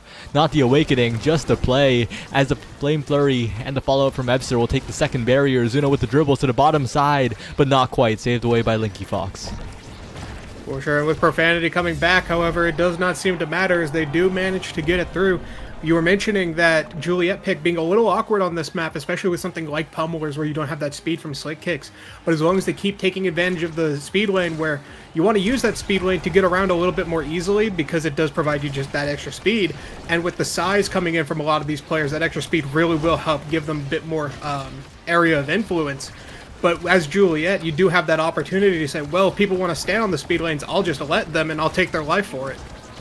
Yeah, and Profanity goes in to try and take the barrier, but it's deflected away by Kurohiro's flip. Perfectly timed to not lose the barrier, and Azuna has a flip right here as well, but it's saved away by the combined forces of the Spark of Friendship defense. Now Profanity is the one who has to create some offense, as this Juno forward manages to do so with the hotshot slimes and drops back to try and create a passing play, but Azuna's still lurking. One pass is all it takes as Kurohiro sends up to Azuna again. A KO on the goalie. The Rasmus is down, and Smack's caught in animation. Cyber swiping backwards, and the barriers are open. Fster's in position, but a good clear will give them more time. Absolutely, and with the double midfield, you do have that large amount of space that you can cover with all their abilities, but right there, they just send it straight through both and into the net. A quick goal for them, putting them up 2-0 in this set. Do you think they're looking for either just this potential quick sweep, or do you think that this game will go a little long? I think with what we've been seeing out of Sanguine Orpal, they're playing hot right now, and I think this could just be that 3-0 sweep, especially if Azuna keeps finding these KOs. Spark of Friendship lingering a little too close to the walls here and getting punished for it. Azuna really putting in the pressure. Now Profanity does get the second barrier, and they do maintain the barrier. Spark of Friendship's opportunity to try and get back in this set. But a missed strike means that the game slows down. The KO does mean that there's a chance, but Evster snipes the barrier. Kurohiro to Evster, a breakaway, an opportunity to win this point, to win this set, but not quite. It goes down to Profanity, and Profanity will slide it right in. Spark of Friendship 1 point back and trying to get their way back into this set. That's a little bit of the difficulty with this map, where Evster was staying up to try to keep the pressure up and get the clears into the open space to give them more time for Azuna to come back.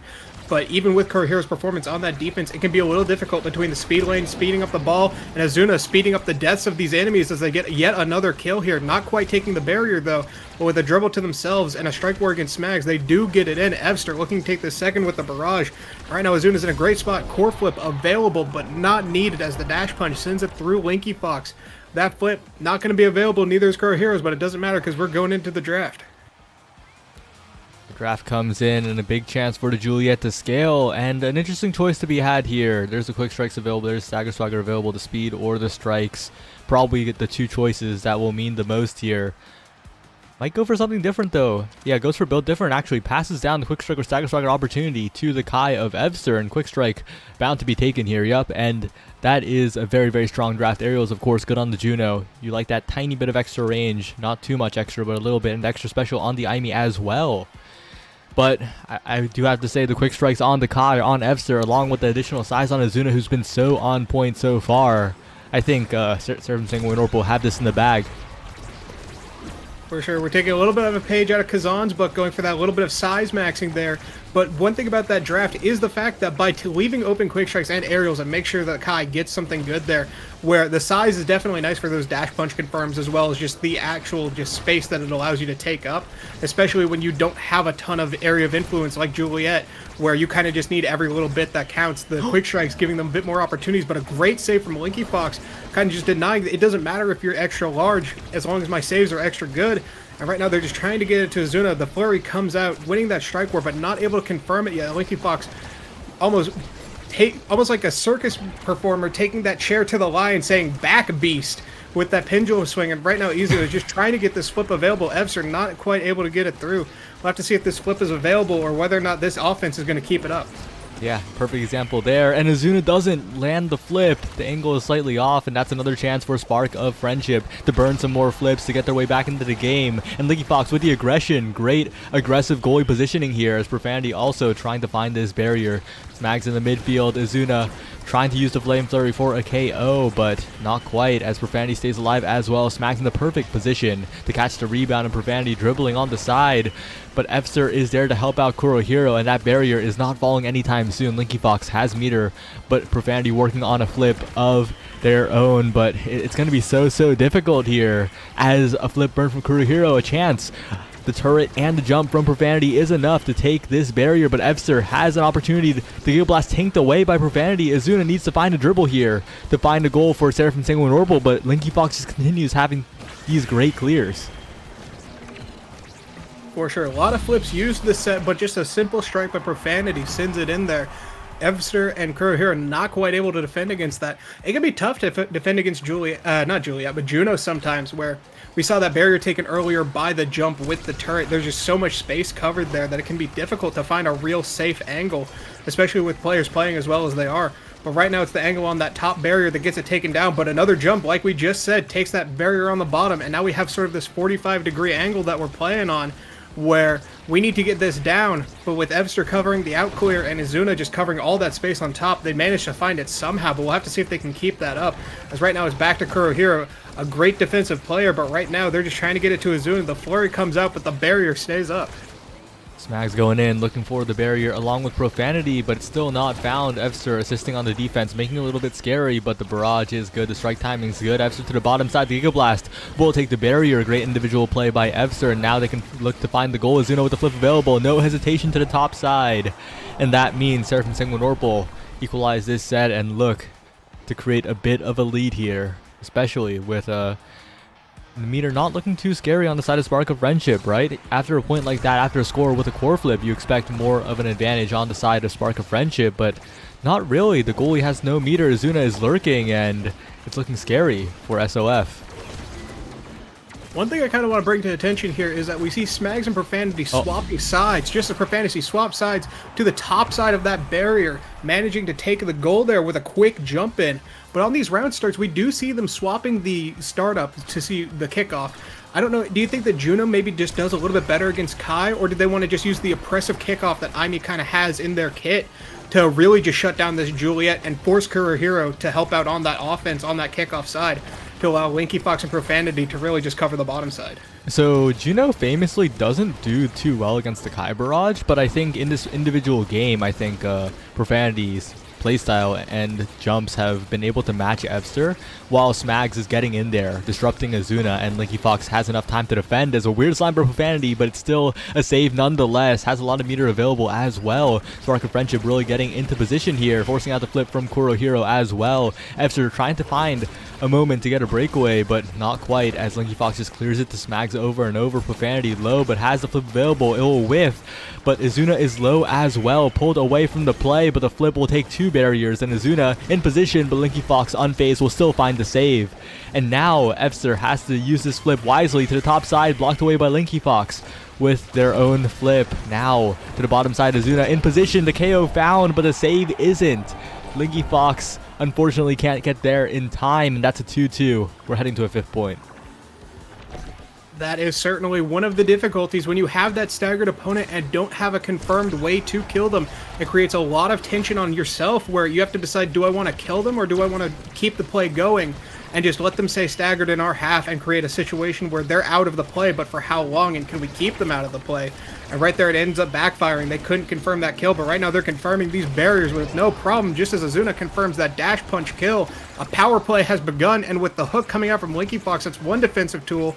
The pendulum swing down, but they are standing up, moving up to try to take extra space. Profanity trying to get it to themselves with that slime, but with Smags back up, it allows them to play in more of a score position here, trying to keep the pressure up. But right now it's Azuna not able to confirm that goal there. Profanity with a jump, the glitch pop comes out. But really, right now, these speed lanes are just carrying the ball around. The snare drum's trapping it. It's just making it a little difficult to see which side is going to get it in.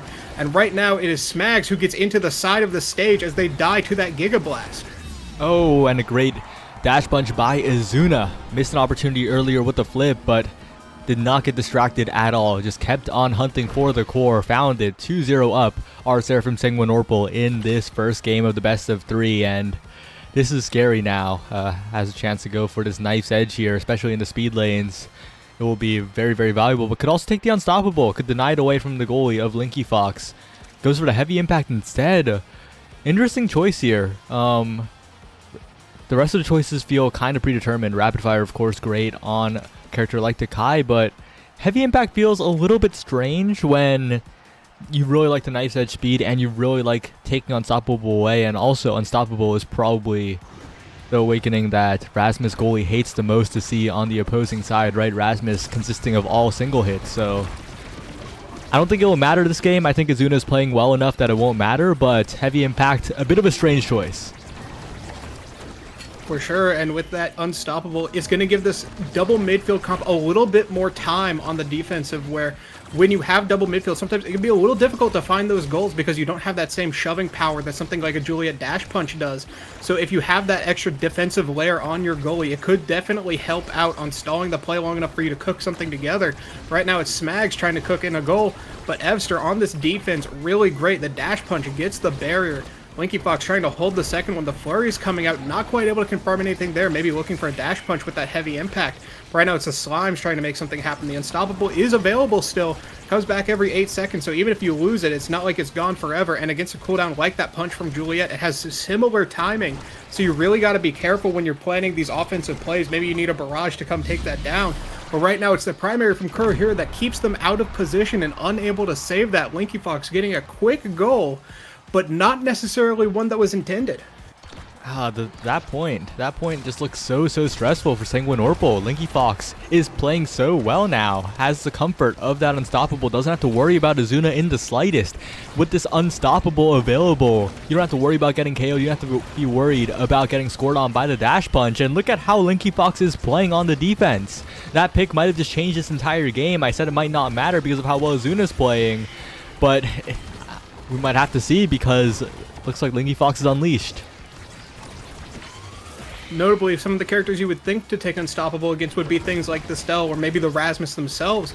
But when you're on that goalie pick, the Juliet, normally you think Unstoppable is something like, oh, it's on Imi's app, I don't want to get dash punched into the hole, this will give me a little extra help. But right now it's giving Linky Fox the confidence, like you said, to really just play up and have so much presence in this game. They are doing a fantastic job, even just keeping it up, not letting it go to waste, saying, I realize how valuable this is and I'm not just going to throw it away. That glitch pop, however, unfortunately getting a little chucked to the side as it doesn't quite make it in, just as that dash punch also manages to whiff the pendulum swing. Everything's just a little bit off here. We need to see if they can pick it up, or whether or not these strike wars are going to be all that it takes to get this in.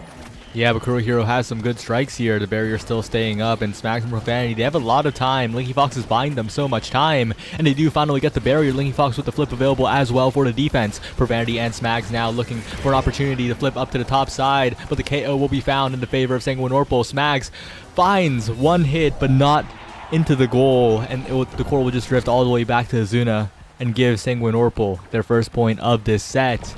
A bit of a missed opportunity for Spark of Friendship, but if Linky Fox can hold for that long, it's still a good sign. I did like the idea that Smags had there. It was just a little bit of an execution error, but if they can keep those types of things up, they could really start adding on to this pressure that their team is already giving, especially, like you said, with the Linky Fox playing excellently here. The pressure is starting to build up, I think, and Kurohiro, an excellent defensive player, but once that pressure really starts piling up, so many things, like Azuna there not quite hitting that flip, maybe a little bit of anxiety there, but that dash punch will give them a power play. Maybe that'll ease up some of the tension. As right now, Evster, with their flip available, not quite in position to use it, but it still is a bit of an insurance policy here for this power play. But just as I say that, the power play ends, the dash punch almost making another one happen. But the Zuna picking up that orb, giving themselves a little bit more energy. Kurohiro with some energy of their own, a flip available for this defense against Profanity, who tries to jump in and make something happen. But right now, Smags, no energy, no health, just a dream on this defense. They have to be extremely careful, or something could take their life at any moment. Yeah, Profanity and Smags looking for this barrier. The core is speeding up, and Linky Fox trying to find a defense as well. Doesn't have to strikes quick enough to make the save there, but the opening goal gates will stave off the Azuna assault, and the barrier will be taken as well. Profanity needs to find a way to get the slime in here, but it goes to the other side of the map and right into the hands of Azuna yet again. Another slightly missed angle from the side of Spark of Friendship. This is starting to get a little bit concerning, because Sanguine Orpal are on match point. Azuna certainly drops it in there, and honestly, this is we're starting to see a little bit of that weakness of the double midfield comp. Linky Fox is buying them so much time with this excellent defensive gameplay, as I say there, as they fail to keep that barrier. But when you have this double midfield comp, if you don't have just lined up ways to score, even if you have that excellent defense, eventually you will just crumble. As right now it's Linky Fox, who's unstoppable, crumbles there. The flip goes out straight to Evster. They manage to keep up this offense, but Smags needs to make something happen. But the speed lane takes it straight away from them. It seems like the plays are just not quite there. Not necessarily that they're bad ones, they just aren't quite connecting, just as that strike does not connect. And unfortunately, that is going to be the game. First game in this series, we'll have to see if the next one is very similar in that pacing, or whether or not we'll see maybe not another double midfield comp come out. Maybe we'll see a dedicated brawler or something along those lines. Yeah, a lot of good individual plays, but like you said, the team play was not quite there, and double midfielder does require quite a bit of team play to compete with just let the core will eventually get to Azuna, and Azuna will eventually score, that type of mindset. But we'll have to see. I was really impressed by Linky Fox's defense, so I think if Profanity and Smags can find their rhythm with each other, I think that could be this series turning it around. I think, like you mentioned, that unstoppable pick really gave Linky Fox the courage to kind of play as confidently as they did. And honestly, that confidence really worked out for them. They were really doing an excellent job keeping up that pressure and holding it down when they needed to, seemingly unfazed by anything that came their way. Even if there was a dash punch, maybe an evade came out in panic, but they realized, oh wait, I'm safe. I don't have to worry about this. I can just play my game and play it to the best that I can. But unfortunately, that was not quite enough in this first game. What is the next map for the second game? We'll have to see whether or not that affects how these players play. The next map? Give me a sec. They're currently hovering Atlas Labs, so that may be the pick. Also, one thing I've noticed is that we are set to Dallas. I know a bit of controversy around this server. Do you know whether or not it has been mostly fixed, or if there's still the issue of occasionally you get kidnapped to East?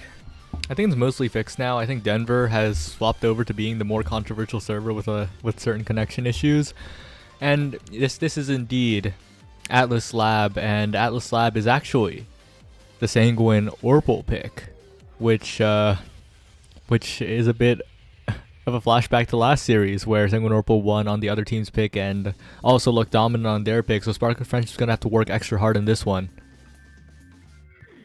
So one thing to consider here is that when that black hole is gone, this is another somewhat open map. Not quite as open as something like Aten City, but at the same time, you got to consider that on Oni Village, they looked great, even with something like Juliet with Pummelers, where you don't have that slick kick speed to really control the core, get it where you need to, or something like a Zentaro to just dash around, do whatever you want.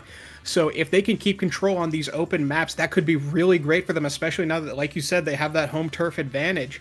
But maybe sometimes with that black hole being up, causing that sort of congestion, maybe that'll allow the other team to sort of piece something together. But right now, we're just waiting for them to piece together the ready check as we get into this next game. Yeah, it's bound to be a good one. Spark of Friendship need to stay alive here. And Sanguine Orpal looking to continue their dominant losers run.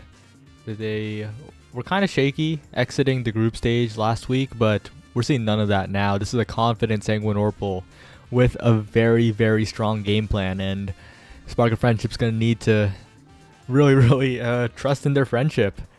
Get the team plays together if they're going to make something happen. But this missile prop Spark of Resilient start does make me a little bit scared, because Spark starts are extremely volatile, extremely draft dependent, and Spark of Friendship, they're choosing to ban away the Juliet this time. No Juliet from Azuna in this game.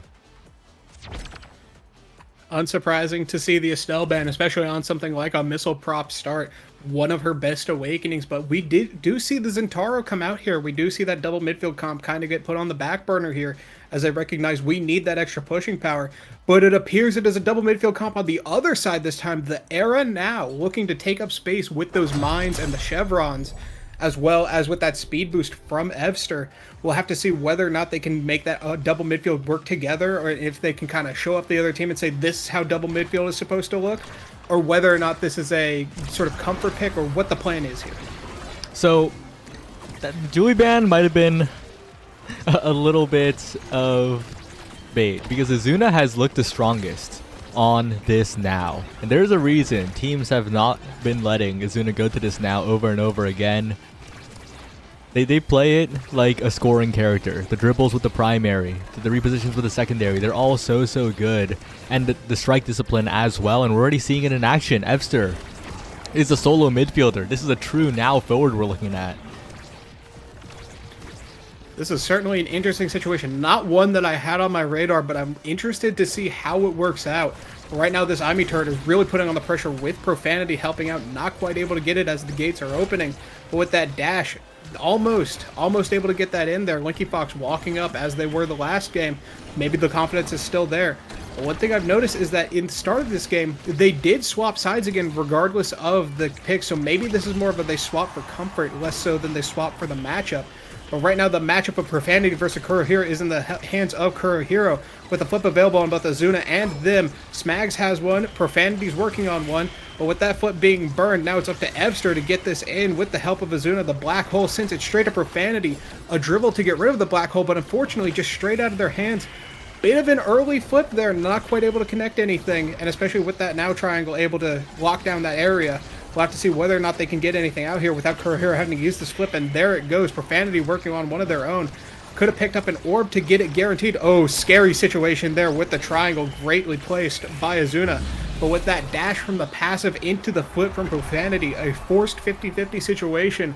Great score by them as they go up 1-0 in this set.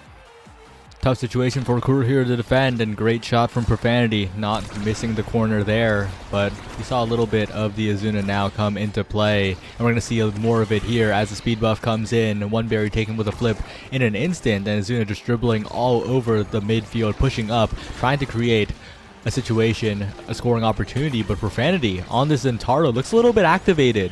And what a hook by Linky Fox. Threads the needle between the NATO and the barrier, but it's all for naught as the barrier goes down regardless. Start from Sanguine Orpal looking to score this goal, and Epster finds a strike war, sends it to the bottom corner, and it's 1-1. Great formation here by Team Orpal as they're managing to really just lock down that space on the offense, saying, well, you can't pass to this space, and this space isn't quite open yet. And with the mines and triangles able to take up so much extra space there, the speed from Era. And when you get into these pocket situations, these tornadoes can be really scary as one barrier goes down. Not quite the one they were targeting, but still one regardless. As Kurohiro on this defense now, you have to get through the seemingly brick wall. The emotes are coming out here. Azuna has a flip available. And with the barrier going down, this is scary. Flip in your net. What can you really do? Even with the pendulum swing trying to save it, not quite the angle you want. And honestly, that was just a dominating offense there as soon as they got that first barrier. Yeah, Azuna's crisp dribbles with the primary are so hard to deal with for Linky Fox in this game. The Rasmus goalie not having a tool to just like stuff it away, to not have to think, and when Azuna's always in there with the strikes, the defense becomes that much more difficult. Epster with a flip available now. Azuna gets past Linky Fox using that now speed, and it's 3-1. It's another set for Sanguine Orpal. This team is rushing to try and get their spot in grand finals. No sparks here, so that pickup of the missile prop on Kurohiro and Azuna are rewarded, but there's a Monumentalist available. That could be catastrophic, and there it goes to Azuna. A great pickup for a great performance. But it's the prime time coming out, and you mentioned this Rasmus goalie not quite having the stuffing tools. Normally when you think of Rasmus goalie, I feel you think of his ability to sort of clear through characters, right? The pendulum swing, stunning them, hitting behind them. The whiplash, able to create a double strike situation where you can hit it as they're trying to set up this play. And against a character like Juliet, that's fantastic. But like you said, with these dribbles from the primary, the speed from Era, the speed from Now, the speed from Mako, it can be so difficult, especially when you're shrunk. No therapists here. Just one business lady trying to take over the stage. That mine almost taking over the life of Smags. But the bewitching beam taking the barrier. The extra speed, it isn't quite the offensive force that you would think, but this does have a good combination to really allow them to shine as their individual plays come through. Yeah, it's so scary too, right? Because as a goalie, you have to account for where you can strike around people. But when that speed is constantly changing, when Kurohiro has the buff, when Epster has the buff, and Azuna as well, then it's really hard to account for the correct clear angles. But who cares? The Profanity is in the 1v3. Two barriers taken in an instant. Smags in position. Profanity wins the strike war. Spark of Friendship not going down too easily here. If they could win the strike wars like that, they're right in this game.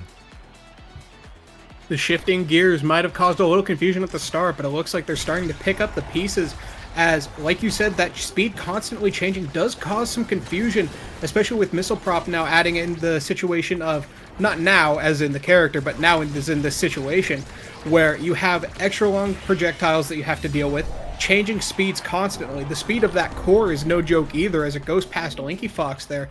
Azuna with this Monumentalist really just able to put on so much pressure here. The team player adding another layer of speed, Hotshot adding a layer of speed. No sparks in that draft really hurts the side of Spark of Friendship, especially when so many good awakenings went out and some of the things that you got weren't quite as valuable as what the other team is getting. So right now we'll have to see if maybe in some of the future drafts they're able to scale up a little bit more, or whether or not these constant changes in effects, whether it be the speed of the core or the players, really just helps lock this game down, even in a situation where the team comp is a little bit unorthodox. Yeah, and you could see the team plays from Sanguine Orpal. They're passing back to each other, even in front of the barrier, and Profanity stuffed away by the ensnare drums. Linky Fox and Smags have those flips available, but a flip from Epster will snipe out the barrier, and the flips from Spark of Friendship are looking a little bit lonely here as they have no barriers left. Kurohiro with the defensive flip available as well. Evster to Izuna looking for a strike, but a good pull by Linky Fox will interrupt the offensive play. Now Profanity going in, but Smags to the top side, not quite in position. It is Evster who sends it down there, continues possession of the core, and Kurohiro will get to the core first. Down to Evster, up to Izuna, maybe with the coverage, not quite. Good defense from Linky Fox, but for how much longer as Izuna is lurking and looking for that flip, has it available now. And one flip could seal the deal here. It is an open net after all, and Linky Fox has no more flip available. Flip from center stage directly to Linky Fox, though. It's saved away, and Seguin Orpal might have just passed up a golden opportunity. The black hole taking away a flip of theirs as, oh, Smags almost dying to that Maelstrom. We'll have to see whether or not Profanity can get it in here. When you have this sort of team that has this running around ability, when you have the core, you really need to make every instance count. And right now, if you can't score against Kurohiro, somebody who's already difficult to score against to begin with, the flip comes out, the angle's not quite there, but Smags, a good catch on the rebound. Profanity not quite able to win that strike where it can be so difficult to really get this in, even if you have a more proper or traditional team comp. When you're playing against something weird, you have to adjust to that weirdness, and right there, Linky Fox in a 50-50 situation guesses the wrong way. Izuna with a great strike. You really got to see whether or not you can catch back up here, or whether or not you're going to let this weirdness sort of take you over. Yeah, and when the sets go long, Izuna has just so much speed available, but when the points are short, it is Profanity getting yet another double barrier with the strike war wins. But the two barriers are taken. The good NATO from Evster is just a little too good here. And Evster now passing to Izuna, trying to win a strike war here, but a good dribbles from Izuna, just slowly building up that flip as well. That threat is constantly approaching, and the primary dribble will be good as well as Profanity. Stagger is low, but still manages to get in place for that slice and dice. That it's 2-2. Spark of Friendship have a chance to even it up here, but it's going to be difficult looking at the meter of Seraphim Sanguine Orpal. Those dribbles building up energy, like you said, no quick strikes here, but should they get that in the future, this playstyle really could benefit from something like that. But honestly, the way that they're playing, the way they played that was excellent up until the point where it got snatched away from them. As when you have somebody who is sort of dribbling on you, you can't overextend or it could be catastrophic, but somebody has to go in there and keep them from doing what they're doing. But right now it's Evster keeping both barriers from going down just by holding the fort, but unfortunately one does manage to go down. The flip comes out, tries to get it to Izuna, but not quite there due to the black hole. Right now Izuna with a flip available goes to make a launch at the triangle, but Linky Fox with that death touch straight to the top side denies that play. As we've seen it once before by them. We'll see if they can keep hitting it up, but right now it's Profanity trying to hit that barrier and not quite able to, but Izuna with a great strike almost gets it in, forces out the ensnare drums here as Profanity is trying to make something happen, dribble off the black hole, good to get rid of that, but right now with Evster and Kurohiro on this defense, it's difficult to find the angle. Linky Fox looking for that opposite side again, and Izuna kind of calling that out, I feel like, with that strike, saying, I have a good feeling that you're going to cover the long side. Let me shoot it straight at you, see if I can catch you off guard. But they do manage to get it there, just as Profanity manages to get that goal. Okay, it's Spark of Friendship. Right back in this, and a draft could be huge for them, especially with that Spark start. Profanity the first pick. Powerful Awakenings left on the board. Heavy Impact. Oh, choosing to deny the way the quick strikes. Doesn't want Izuna dribbling all over them, but that's Heavy Impact. That's a potential win condition that they're not taking by denying that, and now Heavy Impact is on board for Evster. Much higher uptime on the primary and the secondary, so this is going to be a little bit difficult for Spark of Friendship, I think, because despite the quick strikes, I think this just means that Seraphim Sanguine Orpal are free to do their game plan just the same, especially with the extra special from Kurohiro. That is going to be a thorn in Profanity's side. The ensnare drums coming out left and right will definitely help keep the defense up, but one thing I want to take note of here is the Heavy Impact, notably a great now tool due to the fact that if you hit those mines on a player and the core, you have a lot of those situations where you get that extra cooldown, but they're opting to take it on the Era here for more speed up time, as even though the speed is not an impact, it does affect multiple players, so it does get that cooldown reduction notably. But right now we'll have to see whether or not that extra cooldown matters, as it is Izuna with just the cooldown of their strike button trying to take this offense, but not quite able to get it. The heal comes out for Evster. That defensive play by the ult, not going to have it available for like a self-pass play. But right now it's Profanity, no self-pass, just using the ult to get it to themselves, but unfortunately not able to convert there, as Smags is holding down this offense though. Really great job as Profanity goes for the EI dash, doesn't quite connect there, but with a pass from Smags, they do get it into that bottom side. I think they're starting to pick up steam here. Oh, it is looking a little difficult when Sanguine Orpal are kind of opting into Spark of Friendship's game plan. Spark of Friendship were just pushing up in the corner, and it would just pass back over and over to them, but with the meter picking up, with the 4-flip KO found, with one barrier, almost two from Azuna's flip, this could be the huge turnaround here. Sanguine Orpal looking strong as two barriers are taken. Azuna with the self-pass, but the opening goal gates will be a bit of an obstacle here. Azuna with the Strike War win, but the NATO actually blocks it away, unfortunately. And Profanity with the coverage, Linky Fox with the save. That's another flip burned. And a goal is found, but two flips are gone on Sanguine Orpal. I think Spark of Friendship are still in a pretty comfortable spot here. That energy economy definitely does look a little bit difficult, and with Profanity having that quick strikes, it's going to start to turn more and more into their favor. There it looked like they went for a kickoff play where they just tried to get the core over to Profanity to start building up that flip. But right now it's just the barrier that gets taken, that Imi turret. The Firewall Sentry doing an excellent job holding it down. Profanity with a flip available, looking to just make a passing play here, but they are passed into the blast zone as they die, getting recovered by that recovery drone. That's going to be gone for the set. Only a couple more rounds left in it, so maybe you'll get it back quickly, or maybe that could be catastrophic for your offense. Not getting the strong hit of that primary, the ult coming out, just not quite able to convert it there. There's three people in the net, and Profanity still manages to find it through, even with all of that defensive layers. Another goal for Spark of Friendship as they look to take this second game here. And remember, this is Sanguine Orpal's pick, so it's a little bit of a confusing set, but of course I think both teams pretty practiced on both the maps that have shown up so far, and Evster now with Azuna trying to turn their fate around in this set. It's still quite possible. It's Monumentalist now after all, but I think what I'm noticing is that Azuna is using the secondary a lot in the midfield, and like you mentioned earlier, doesn't have the heavy impact, doesn't have the uptime on the secondary like they would have otherwise, and that's coming back to bite them, because if they use it in midfield, they don't have it for the ensuing the push right afterwards. For sure, having that extra cooldown on the area is certainly nice for the defensive side, but honestly, you do have those situations where, like, even if you have the extra defense, Courier Hero is no slouch. Sometimes they just don't need the extra defense, but right now it's the offense from Azuna, the flip into mine, unfortunately sending it the wrong way. Offense for the wrong team as they do get it in, losing them that set as we go into this draft. That is quite difficult if you're the side of Sanguine Orpal. Well, another draft coming in. This time it's Explosive Entrance and two Sparks showing their face, so it's going to be an interesting draft to see who takes those. But Chrono Boost and Rapid Fire also on the board, but a Timeless Creator pickup also kind of confusing from Evster. We've seen great NATOs in the past, but the Chrono Boost or the Rapid Fire might have broken this game wide open. I do like the size pick from Kuro Hero though. I think they've been just out of reach of a few strikes. That's going to help a lot, but this Explosive Entrance, a huge pickup, and the rest of it is, I don't know. Linky Fox did get the primetime Rapid Fire, but overall I think a few draft blunders from Sanguine Orpal might make the game a little bit easy for Spark of Friendship to close it out.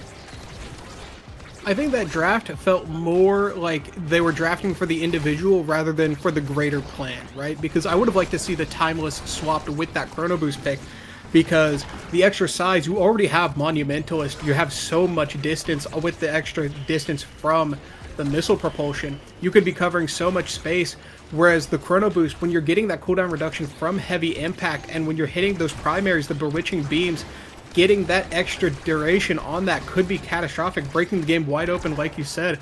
But right now it's the barriers that have been broken wide open as both nets are available. Kuro Hero almost at a flip. One goes from Profanity but doesn't quite make it. Izuna looking to potentially set up their own. The flip has been forced from Kuro Hero, but it goes right into the hands of Smags, back to Profanity. The Maelstrom is coming up. They were looking potentially for a kill with that primary, but not quite able to get it there as the Black Hole sends it back to them. But since their health bar to the lower end, as now Linky Fox is holding it down. Profanity just out of reach here. The EI dash, but a great redirect there. Kuro Hero looking to the top side, seeing that dash go up, but Profanity sends it straight down. Great goal by them, a good mix-up. Very, very solid as Yeah, like I was mentioning earlier, Spark of Friendship, after that draft, looking very, very comfortable, despite the Monumentalists now, I think, and it's going to take a lot of core flips for Sanguine Orpal to find a goal, especially when Profanity is covering the other side of the goal so well, but Azuna goes in, the primary comes out, a great individual play by the now. It is still Monumentalist now, and it's still Azuna's now after all. But Azuna to the bottom side, to the top side. A good flip from Smags, and a good strike war by Linky Fox will save it away. Profanity has a chance to score here. Trying to fake out the strike timing, but a good flip by Evster. But Linky Fox is feeling comfortable, playing up, and Profanity has a lot of room to move here. And Smags does as well. The Cyber Swipe available, needs to find an opportunity, but once again, the extra special ensnare drums from Kurohiro proving to be a bit of an obstacle, but doesn't matter when Profanity has the timing on those. One goal left for Spark of Friendship to close out this game. With that flip available on Profanity, still good patience by them, recognizing that they don't need to use it, as right now they do have it for the side, potentially could be used for something like a double barrier attempt, but right now Smag's able to hold it down, but the Maelstrom is really putting it out, so now they have to use that flip just to survive that onslaught. But right now it is Azuna walking up with that extra speed. This is why I think that chrono boost on them, even though it might have been a draft blunder, is so good, because they control so many spaces with their strikes. They have such good dribbles, like you said, and so now that extra speed is really just giving them the time to run around almost like an Octavia in a way. Kurohiro with a flip available does have to burn it against that Zentaro ult, and it just slides right to the hands of Azuna and slides right into that goal. Flip still available for them, not needed, just a simple strike puts it in. Seraph and Sanguine Orpal could still close out this series in this game. They're not out of it just yet, and a flip available for Azuna. One good offensive play can make the difference, but the Ensnare Drums goes wide, and Kurohiro now forced on the defense. Two barriers taken an instant by Profanity, who's in position to score as well. Linky Fox tries to save both barriers, but it'll go down. But a great save nonetheless. But the second barrier stays up, and Azuna with a flip available, but it's only a pass to Evster, and it goes right past Profanity. In position, the indicator disappears, but the rush is still there. Spark of Friendship even up the series. Both teams now have won on the enemy's home turf pick. A little bit of a interesting situation. Normally you would think you're picking these maps because you're very confident in them. But right here, we're seeing that even if you have confidence, it doesn't matter if the other team kind of one-ups you. But honestly, I was very surprised by the Azuna now pick here. That really looked, honestly, kind of nice. Didn't have the same offensive prowess that maybe something like a Kazan or a Zentaro would have. Speaking of offensive prowess, the goals from Profanity looking fantastic, and 179 redirects. Second highest in this game, only matched by the midfield Evster. Really shows just how much where they swapped their comp up a little bit. They kind of went away from that double midfield setup and looked for a more traditional comp, having Smags hold down the midfield with Imi's slew of abilities and with those sentry turrets, as well as Linky Fox still just putting on a great performance there, really able to kind of lock in and say, okay, we're down one, but now we're up even in this set. We just need to get to this next game. And what is the map for this next game? The final map is Night Market. The three maps that are showing up in this series are a little bit unsurprising, but I think a big thing to note is, again, just that immediacy of the now secondary, and of course the timeless and the heavy impact in that draft, feeling a little bit awkward for Sanguine Orpal. Is going to use the secondary in midfield, the massive circle, to win the interaction immediately, but couldn't score afterwards. So it just felt a little bit awkward there. And I think although they wouldn't have won the midfield as immediately, saving it for the true offense in front of the barrier would have been a lot more useful for Sanguine Orpal, especially when Linky Fox was really catching on to a lot of the offensive plays that Sanguine Orpal was making, and Smags was dropping it down to help as well. So Spark of Friendship, I think, adapting quite well, and I think they're fine to leave the now up again if Sanguine Orpal doesn't make adjustments. I think one important thing to note here is that even though they had that open space, and now notably great enclosed quarters like this night market, where if you get something like a Timeless or a Monumentalist, you just control an entire lane uncontested almost feeling. Something like that heavy impact can really start even stacking up damage. We have seen the Era pick come out, another great pick on this map. So I really have to wonder if kind of shifting gears to this more closed style of map where you kind of have that double lane setup and with the speed gate in the middle, maybe they shy away from that speed comp, just abusing the speed that the map inherently gives you and trying to lock down some of this space where if you have an Air Tornado coming through, maybe you just need some brawler to really say, all right, this lane is closed. I'm going to get in where you think it's safe, and it's not going to be safe from something like a Pendulum Swing or maybe an X Maximus. We'll just have to see what the picks are here as we get into this night market game. What are the starting awakenings looking like for us? Getting an Unstoppable and a Twin Drive, so it's going to be a little bit crazy. I'm expecting a lot of Twin Drive pickups here, and of course I'm expecting an Estelle ban. They do not want Smags getting that, but maybe we might see it left up in favor of something else, but that's probably how it's going to be.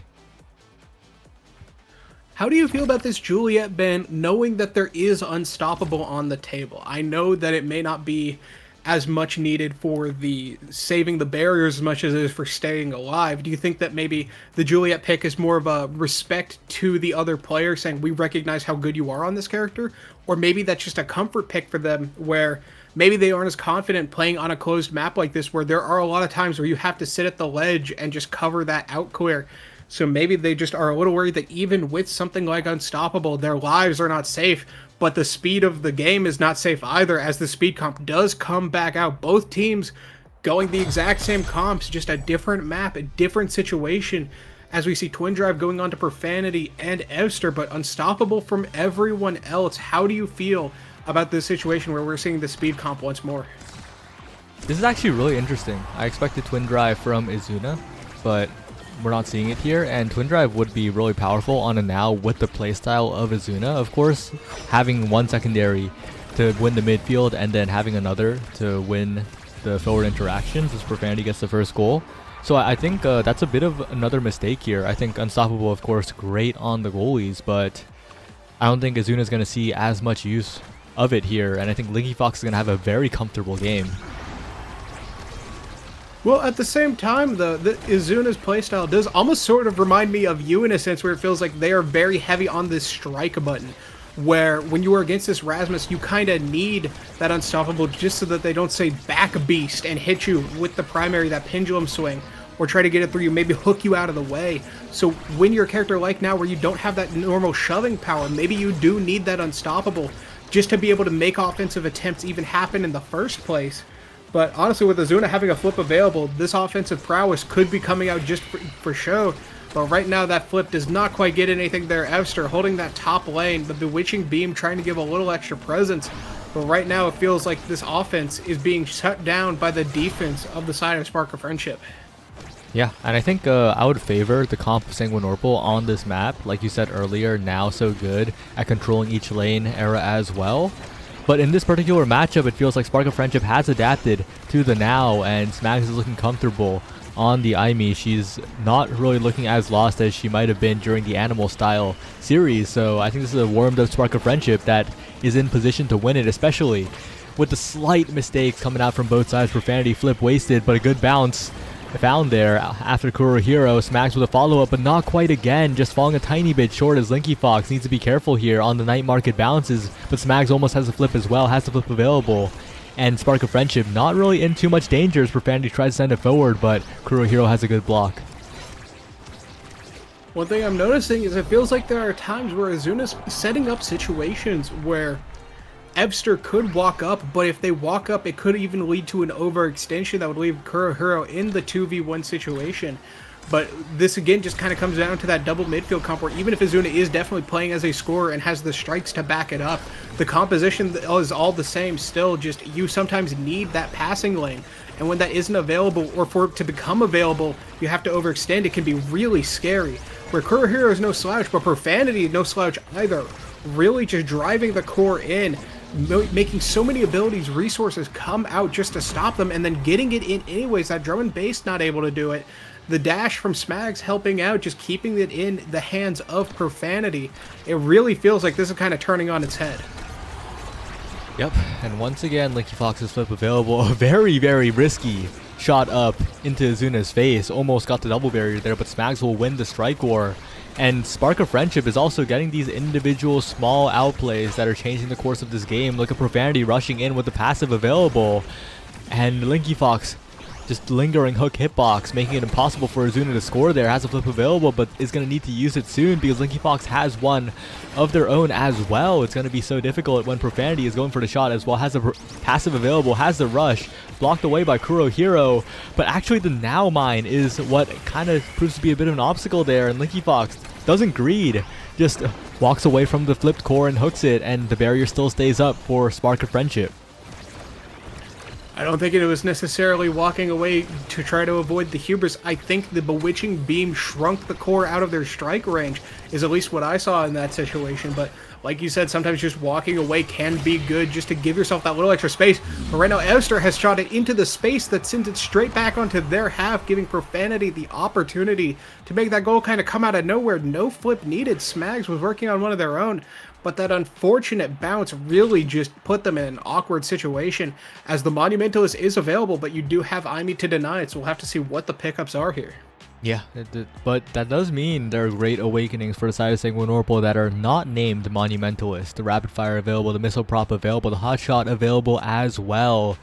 And maybe a Castellast, but I doubt it. Yeah, the Rapid Fire on the now. It looks like the correct pick there. And the Castellast denied away from the Era, so this is a good place to spark. It's single spark on first draft, and of course that is what they go for. Evster knows the mission.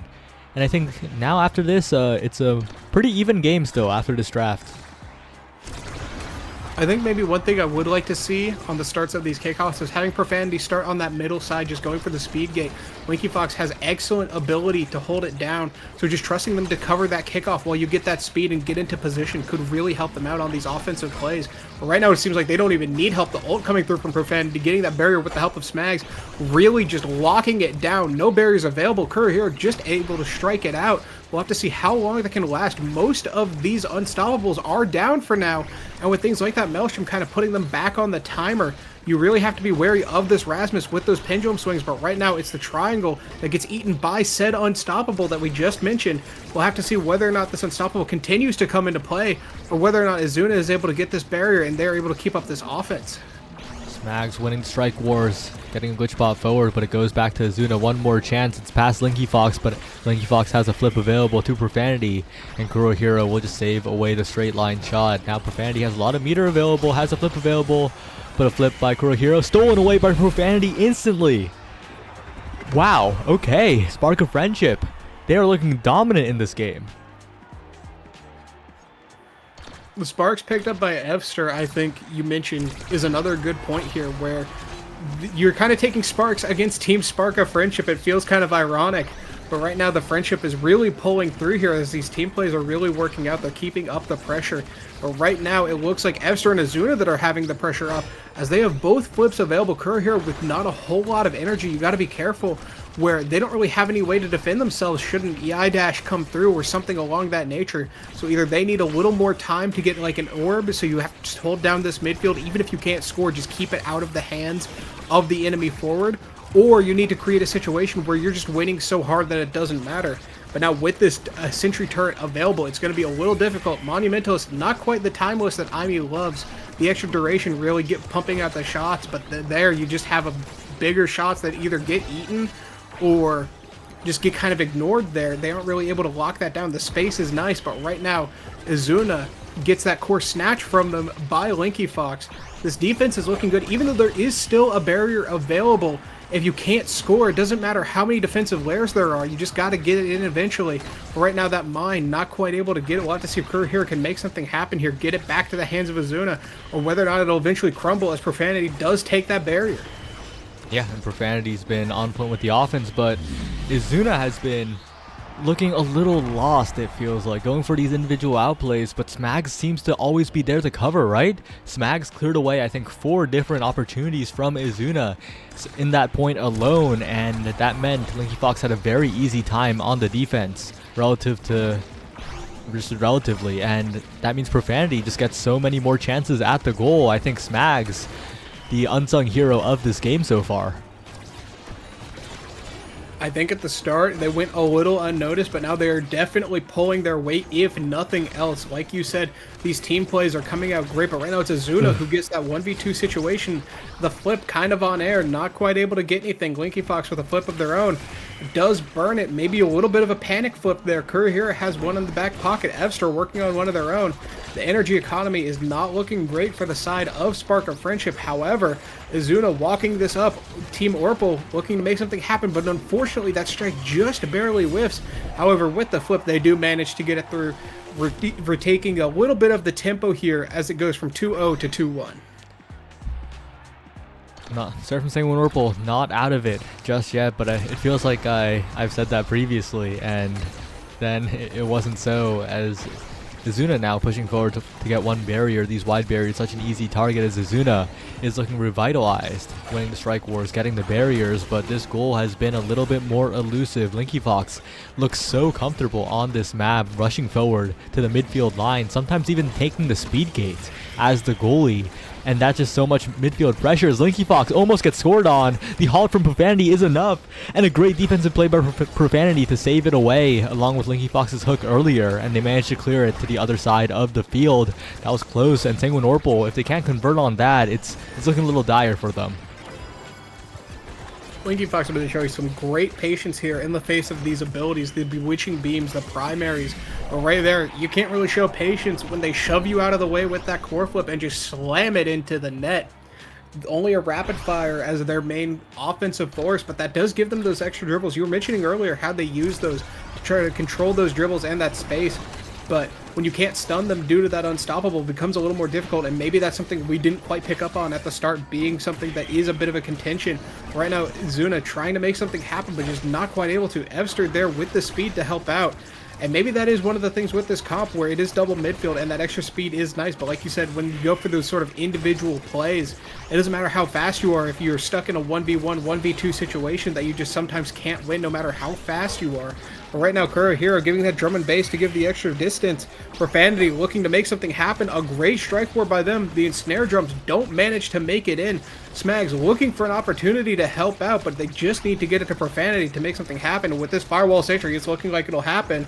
Profanity not quite able to get it, and Azuna stopping this defense by Linky Fox. Profanity pushed all the way back. It's looking a little difficult to score this goal this time.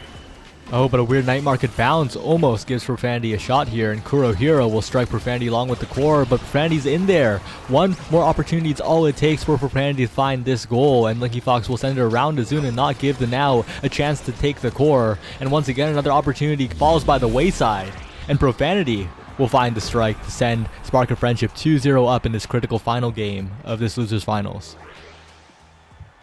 One thing I'm noticing is that last game, they had the explosive entrance on the Zentaro, giving them that extra dash distance. It seems like there's a couple times where they go for a play and they're just a little short on that dash, or maybe they're expecting to make it a little bit farther, or maybe the core bounce a little bit differently. So maybe if they can get some dash distance here on that Zentaro, it'll really lock this game down, but none available here. The extra special coming out from Mako. The fighter flights on error is going to be great to keep up that midfield presence.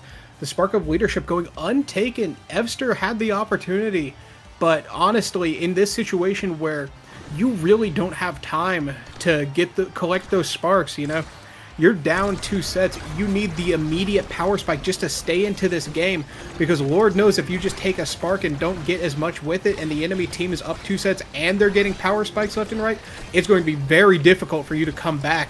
As right now they do manage to, though, as both barriers are down, one available for the side of Team Orpal. Right now, with that dribble into the primary by Azuna, they are looking great here as the offense, the tables have turned a little bit.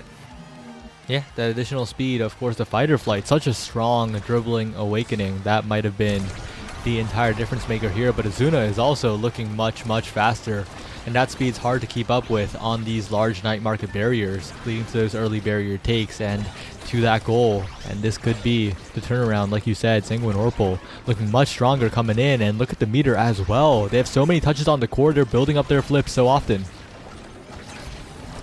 The flip available from Zentaro, but the Stagger Swagger on Now, maybe one of the sort of hidden keys of this situation, where that little bit of extra speed, it is 12%, I believe.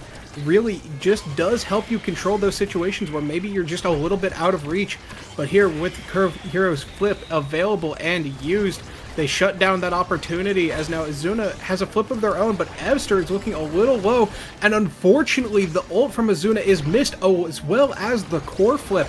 A little bit of panic setting in here as your teammate is dying and being harassed by the enemy team trying to pick up an orb. That's a scary situation if you're Evster. If that hook was available from Blinky Fox, that could have been a quick kill. As right now with that glitch pop, they do manage to confirm it, and it's just Azuna holding down this midfield, which honestly, when you do have this double midfield comp, one of the nice things is even if one of your midfielders goes down, the goalie does have somebody to really help back them up with a kit available for that situation. Right now it's Profanity slamming it through two people, not even needing the passive hit, just managing to get it through with that ult, the Zentaro ultimate, a great tool for stopping the core where you need it and just setting up a play. It's so difficult for Sanguine Orbital. They need to make every single opportunity count, and if they don't, it is the end of their run here. And with the additional speed, like you said, the Stagger Swagger, 12% flat speed is ridiculous in a game where every single point of speed matters. And Azuna, with the primary dribbles we were talking about at the start of this set, goes in for the barriers, but still needs to find the goal here. The triangle disappears, no timeless available, I believe, and Profanity now has an opportunity of his own, going in, stuffed away by Evster. And now Azuna on the offense again, has a flip available, jumps to the bottom side, the ensnare drums hold the core there, and Azuna has flip opportunities, needs to get the flip, needs to get the score, but Linky Fox just reads it to the bottom side. Doesn't matter. Profanity and Smags aren't ready for the offense in the center, and Azuna just slips it right past. There was an interesting situation that Azuna set up where they did send that primary up top first, maybe as a little bit of a distraction, seeing if they can get Linky Fox to throw that hook up top, keep them in an animation so that they can flip it straight through them. Linky Fox not falling for it though, as they do manage to defend that point. But right now they're on the defense of these barriers as one does go down. Smags comes to pick it up, but no real way to shove them off the side there, as that looked like a kill opportunity. But the only thing killed is this barrier with the flip from Evster. And right now Azuna trying to hold it down, just get these strike war situations in this 2v1, but a little overwhelmed. However, it's Profanity that looks like next on the chopping block with this low HP. But it's so hard, so difficult if you don't have any real way to kill them. This is one of those downsides of that double midfield comp when one of them's Era, one of them's Now. Is if you had something like a Monumentalist, it could be a little bit more scary. But so far, the scariest thing to kill them was that ensnare drums from the looks of it. Yeah, and now in a much more stable game state for Spark's Friendship, they have a chance to get in there, but so many strikes coming out from the Mako. But Kurohiro, no, right into the center of Night Market, and that's a critical own goal. And now Spark of Friendship are 1 goal away from moving on. All they need is 1 point. We're on the Night Market, but they're trying to close up shop. They're looking for this opportunity here. Profanity not quite able to get the double there. Looked like a good opportunity to get it, but unfortunately just going to have to survive with taking one as the ensnare drums kind of bounces it back into a situation. Right now the situation is Azuna with this flip available. Evster trying to hold it down. Kurohiro looking a little low. We might need to see that Now ultimate come out just to keep them alive, as the Stagger Swagger unfortunately is on the hands of Azuna, so can't heal up the goalie there. But right now Kurohiro with a great defensive play, using that primary to get it through. Linky Fox on this middle line, like you said, really just controlling so much space. It doesn't matter if the Unstoppable is there for this entire primary. They really just managed to get it through, even through that defensive wall that is Kurohiro, as they do manage to take this 2-1. And Spark of Friendship, showing that team play, does beat 3 individual players playing their own game, because that's kind of what it felt like for Sayer from Sanguine Orpal. There were some strong outplays, strong individual outplays, especially from Azuna and Kurohiro on the offense and the defense. But the team play was not quite there, and that's I think the biggest difference here. Profanity and Smags came online. Smags on the defense with Linky Fox came online, and it's just so difficult then when you're playing against a team that doesn't have that same kind of synergy. One thing I'm kind of interested in the scoreboard here is I see Smags with 76 shots, but Profanity with only 45. I have to wonder if that's because of the sentry turret shoving it into the enemy half, or what could cause that sort of disparity in the shots, because Profanity looks so strong on this offense. Maybe Smags is sort of the hidden hero here in the situation where they don't have a ton of goals of their own, and they only have 4 assists. but they really just did an excellent job enabling profanity, making you feel like you had to go through them or you lost because Smags was holding every other possibility. Yeah, just well played from Spark of Friendship, and they faced the final boss of this season of the Omega Strikers Amateur Series. Their next opponent is Animal Style OSAS, a team that has been incredibly dominant in this season, undefeated up to here, and also swept Spark of Friendship in the winner's side earlier. It's going to be a difficult one, but I think Spark of Friendship have come online. I think they have a chance. I think one thing that could be interesting is when you fight so many sets against that now era composition with the Mako, all that speed, you have to kind of shift gears back to, oh, we're playing against a more traditional composition here. We'll have to make sure that they don't get overwhelmed by that thought of, okay, well, they're going to be flying all over the place doing individual plays. No, this is a solid team that you have to respect. They're going to be doing great team synergistic plays. I've seen Matu, I've seen Scandals, I've seen Moshi. I know that they have what it takes to stomp through this bracket. So we will have to see if Spark of Friendship can stop that stomp, or if it's going to be looking like a dance party. It's quite the question, and I think they have what it takes, but Matu, Moshi, and Scandals are veterans at this point, right? Scandals, the first overall pick in the Knowledge Gap draft. This is a team to be feared, and it's gonna be tough. Seraphim Sanguine Orpal tried to win with individual outplays, and they just couldn't because Spark of Friendship were on a similar level in terms of individual plays, and also had better team play, and also weren't super dependent on one player completely outplaying with now forward, you know? Like, that is a very, very volatile pick where either you pop off really hard or you kind of get shut down, and this is a different one. This is a different team. This is Animal Style OSAS that has a team play but also has quite possibly the 3 best individual players in this season of the Omega Strikers Amateur Series, and they're gonna have to find something special to deal with it. You mentioned Scandals being that first pickup in this Knowledge Gap, but if I remember right, in Knowledge Gap 4, the Diamond Knowledge Gap, or was it Knowledge Gap 3, one of the two, they were also the first pick in that, if I remember right, or at least a very high choice. And honestly, with the gameplay I've seen from them, I do understand why. They can be quite dominant when it comes to the field of battle. But right now, Matu getting into this lobby, we're just waiting on Scandals here. As we wait on these players, do we happen to know what they are looking at for these potential map picks, or are we still waiting? Are those still up in the air? They're still somewhat in the air, but the first one has been decided. Animal Style OSAS had the first pick, and they picked Clarion Test Chamber. And that's a map we haven't seen nearly as much on stream today, but that is a map that Animal Style OSAS are looking to be pretty comfortable on. That Clarion Test Chamber does lead to the interesting question of, we all know that the GU version is bugged. The Gates of Obscura not quite obscuring the life bars of the enemy teams, as it seems like they can kind of just walk out whenever they want. We'll have to wonder, for the side of Animal Style OSAS, I have a question for you. Are they known for maybe playing a KO style comp where that could really affect them, not having that guaranteed kill it feels when you get them into that obscure area? Or do you think that with the map changing in and out, where it's sometimes a wide map, sometimes a closed map, they have sort of the skill set to say it doesn't matter if the map is open wide or locked shut, we can cover it no matter where it is and just lock it down? I don't think they're especially KO reliant. I think they can KO, but that is not their main mode, and I think that will definitely help them here. I think to change the bug on Project, what was it again? Was it Project Obscura? I believe Project Obscura. Yeah, well, I don't think they'll be affected that much by it, and the 3 maps have been selected, it looks like. It is Clarion to Night Market to Oni Village. Interesting. So a bit of a mix into a closed map, into an open map, should we get to a game 3. With them having ownership of the lobby now, we will see that starting to get a set up. We'll have to see whether or not it stays on Dallas, or potentially this may be an East Coast or a West Coast game. I am curious, however, With those 3 map picks, do you feel that we may see some character swaps come in between the 3 of them? Or do you think we're not even going to get to Game 3? Do you think this is going to be a 2-0 sweep?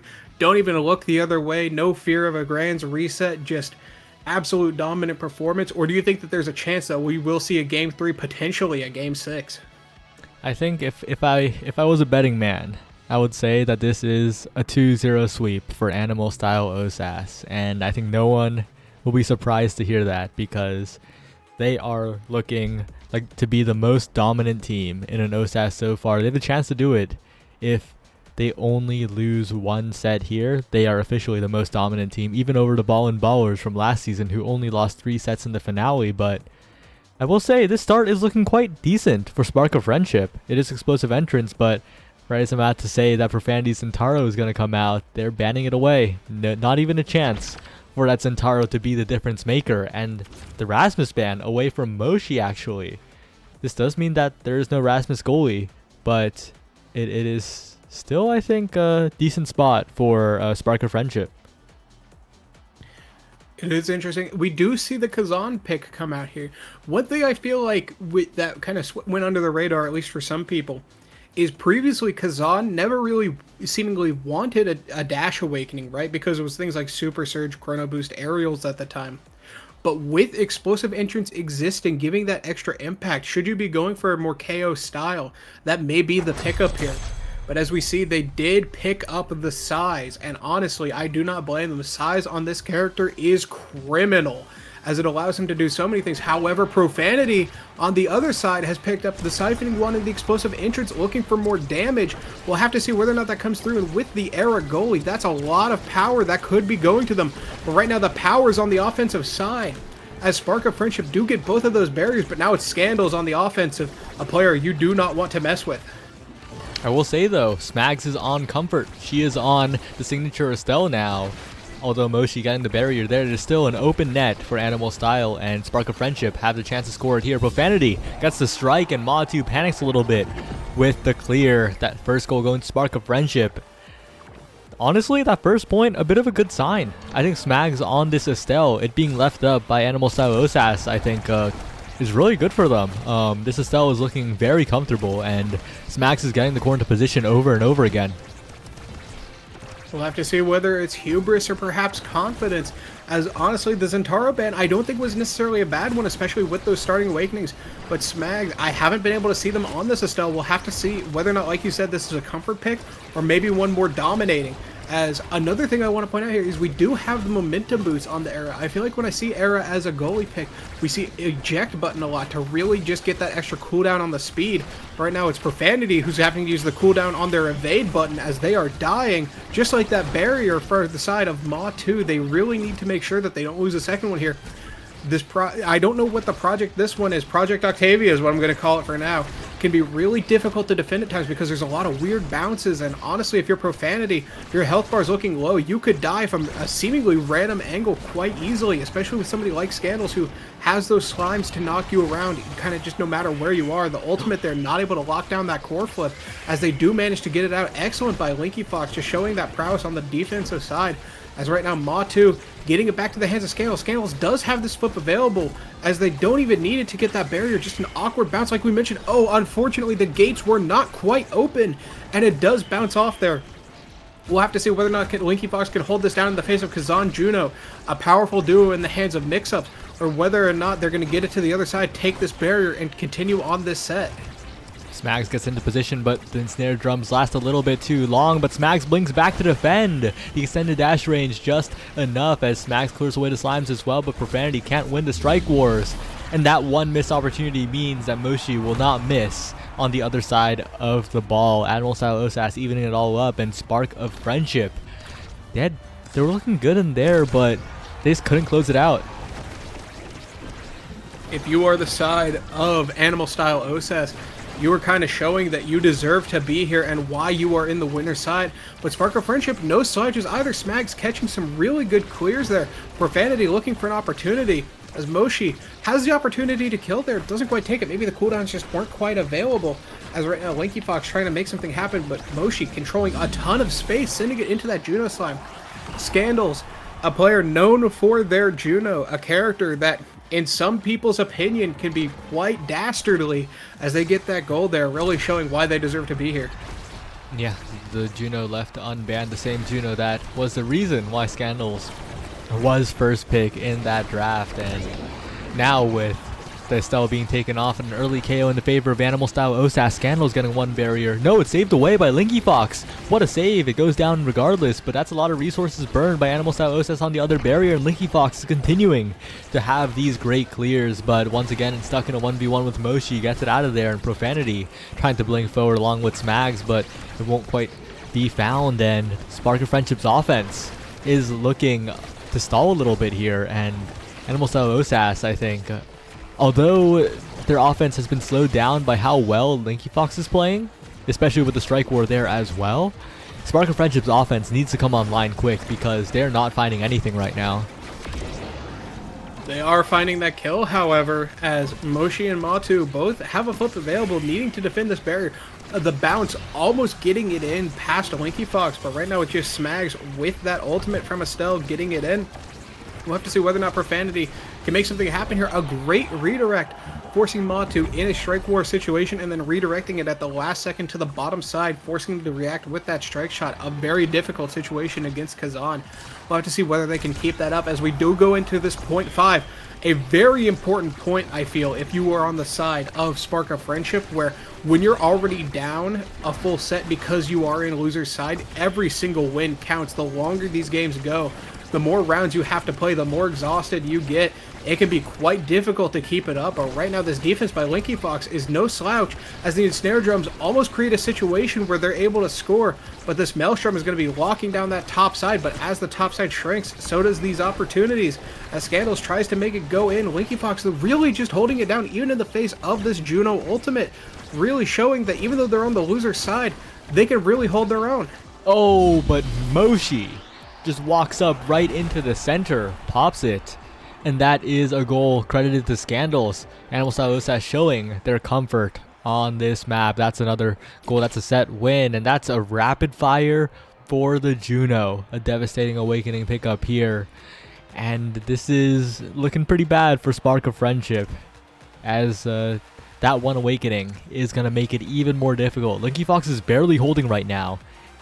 Their strike mechanics are really solid, but when there's a few more slimes, when there's more projectiles, strikes alone might not be enough to save the barriers here.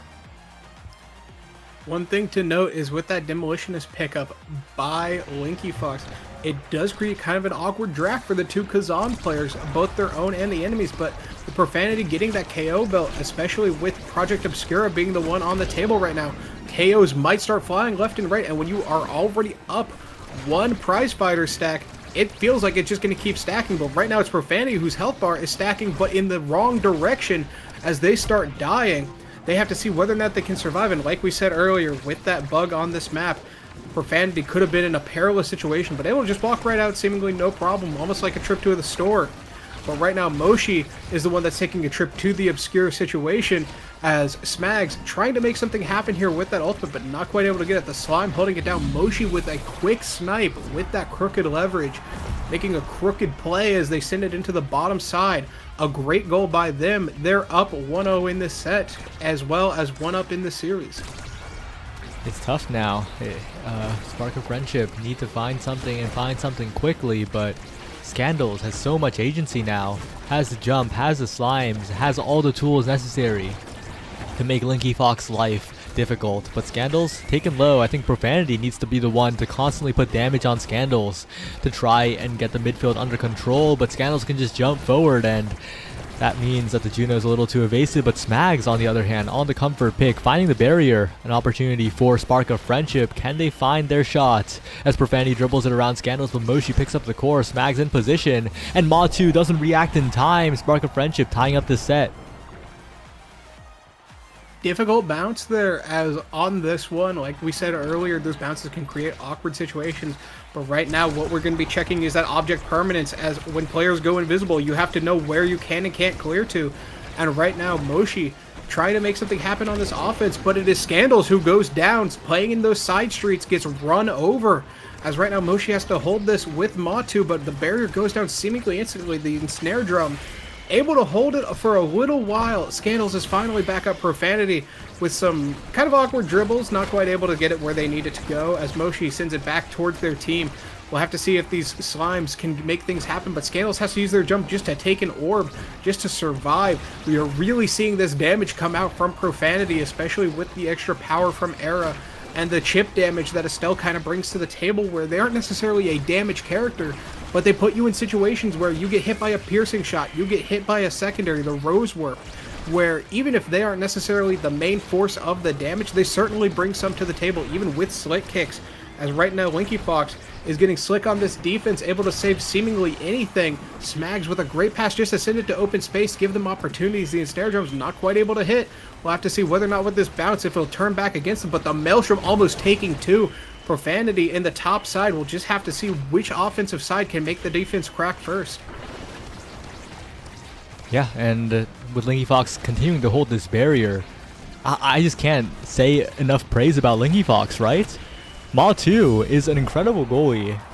Definitely contender for the best in this OSAS class, but Linky Fox just seems like the better goalie on the worst defensive character. The strikes are better, the defensive positioning is better, Linky Fox is outplaying, and all Smags and Profanity need to do is take advantage of this opportunity granted to them by how well Linky Fox is playing right now. This might be Linky Fox's career performance, but unfortunately, that's a massive Kazan close strike, and that's a little bit hard to strike or even with the flip.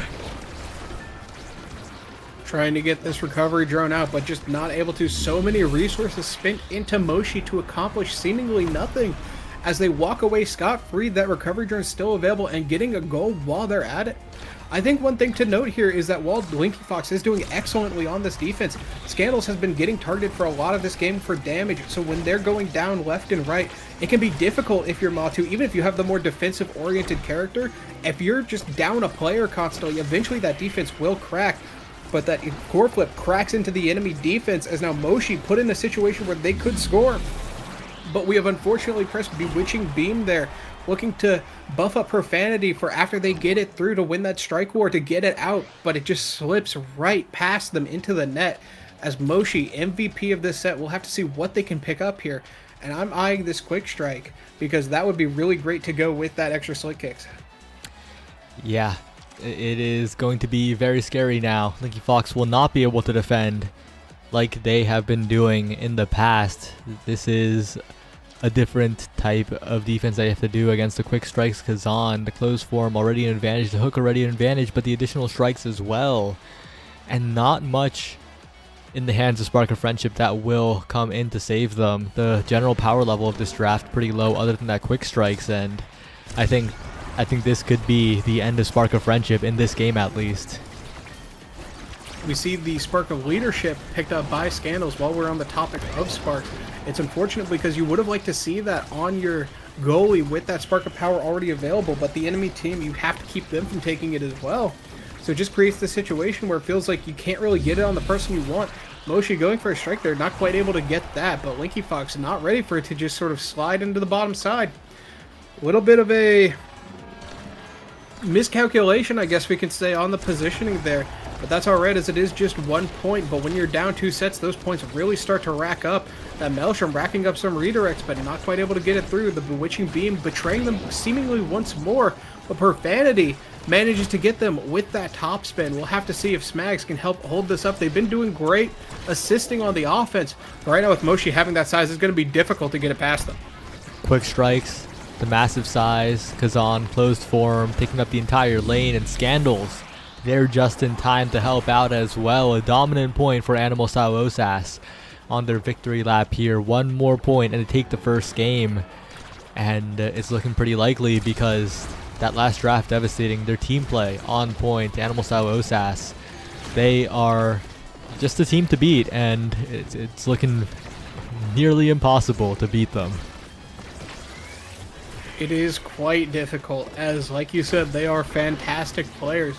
Right now Moshi's health bar looking a little low, could create an opportunity, but again, just walks straight out of there, creates really kind of this difficulty situation where You have that damage, but if you can't lock it down, you can't confirm those kills. It doesn't really matter. As the top spin pushed in, I believe, by a slime there, manages to take the barrier. Profanity has a flip available. Matu with one of their own. The Rose Warp not quite able to connect there in a way that they need it to. But a good strike by Smags holding up this offensive positioning. Gets it to Profanity, gets the barrier. They aren't out of this quite yet. But honestly, this is such an uphill battle. Even though they get this point here with a great strike ward by Profanity, it is so difficult if you are in their position. Yeah, it's definitely tough. They have a mountain to climb, but on the bright side, there are a lot of strong awakenings still on the board if they do manage to win. They have a lot of scaling that could come in, but this point is already looking so scary. This cramped map, Smags with the blink back, a save angle from Linky Fox, but it's not enough. A great open primary. The top spin from Moshi and Animal Style OSAS, 1 game away from taking this entire season. As we now, I believe you said we are going to Night Market as the second pick. We'll have to see whether or not these team comps change. I did like the Juno Kazan. They were able to cover a lot of space and create a lot of mix-up opportunities. Matu being a great defensive wall.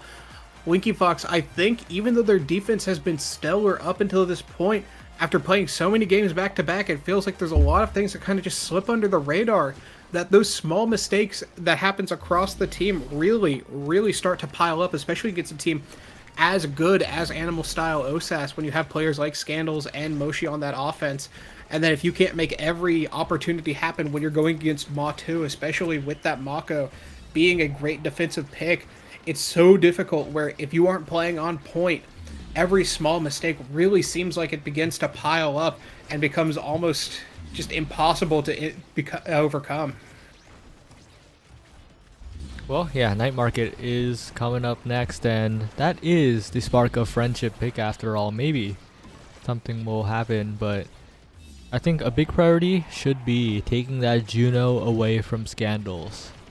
Again, I've said it like 5 times by now, but Scandals is known for the Juno, is kind of good on the character, and Emoshi and Matu don't have characters that are as like devastating. Of course, Scandals on a Drakkar is solid as well, but Scandals Juno, I think, just posed such a problem. The jump range, jumping in, and okay, we're queuing up to a ping check, so this isn't a real game.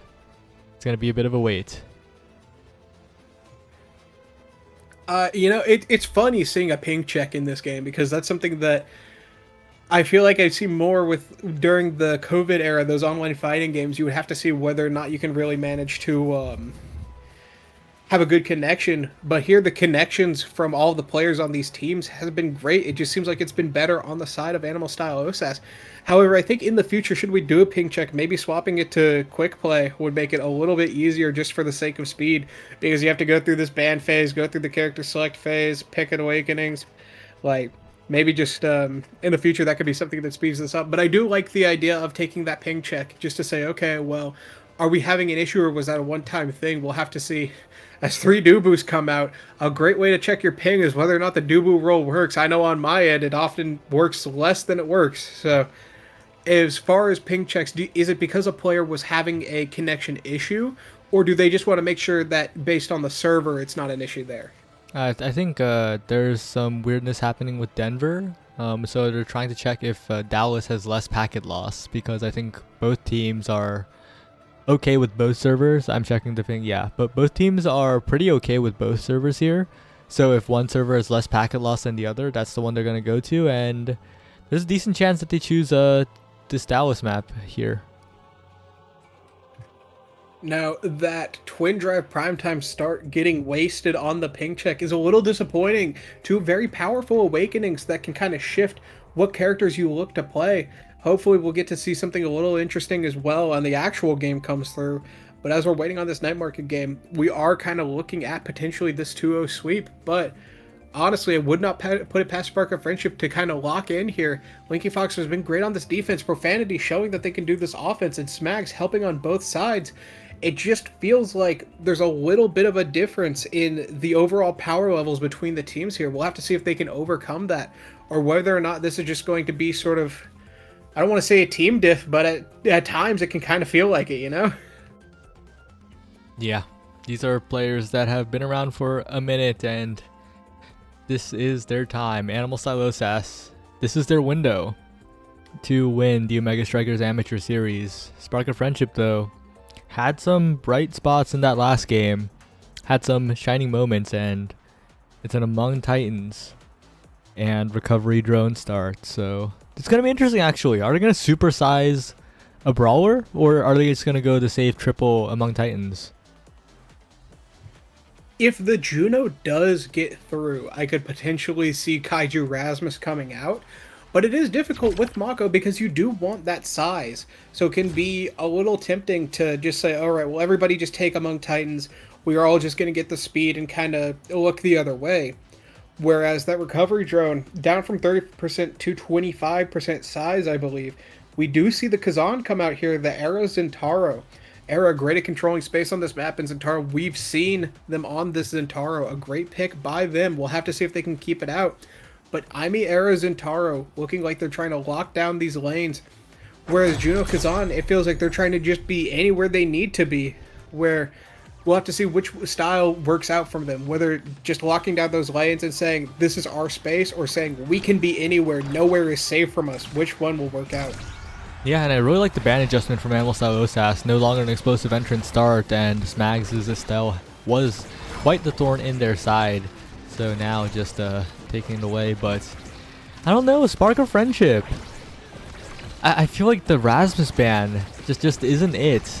They're giving Scandals to Juno, and on a map like Night Market, Scandals, this is basically Scandals' playground, I feel like, and of course, on this map, Linky Fox playing the Era goalie makes a lot more sense, but even then, not even having the opportunity to consider the Rasmus on their side, it's going to be a tough game.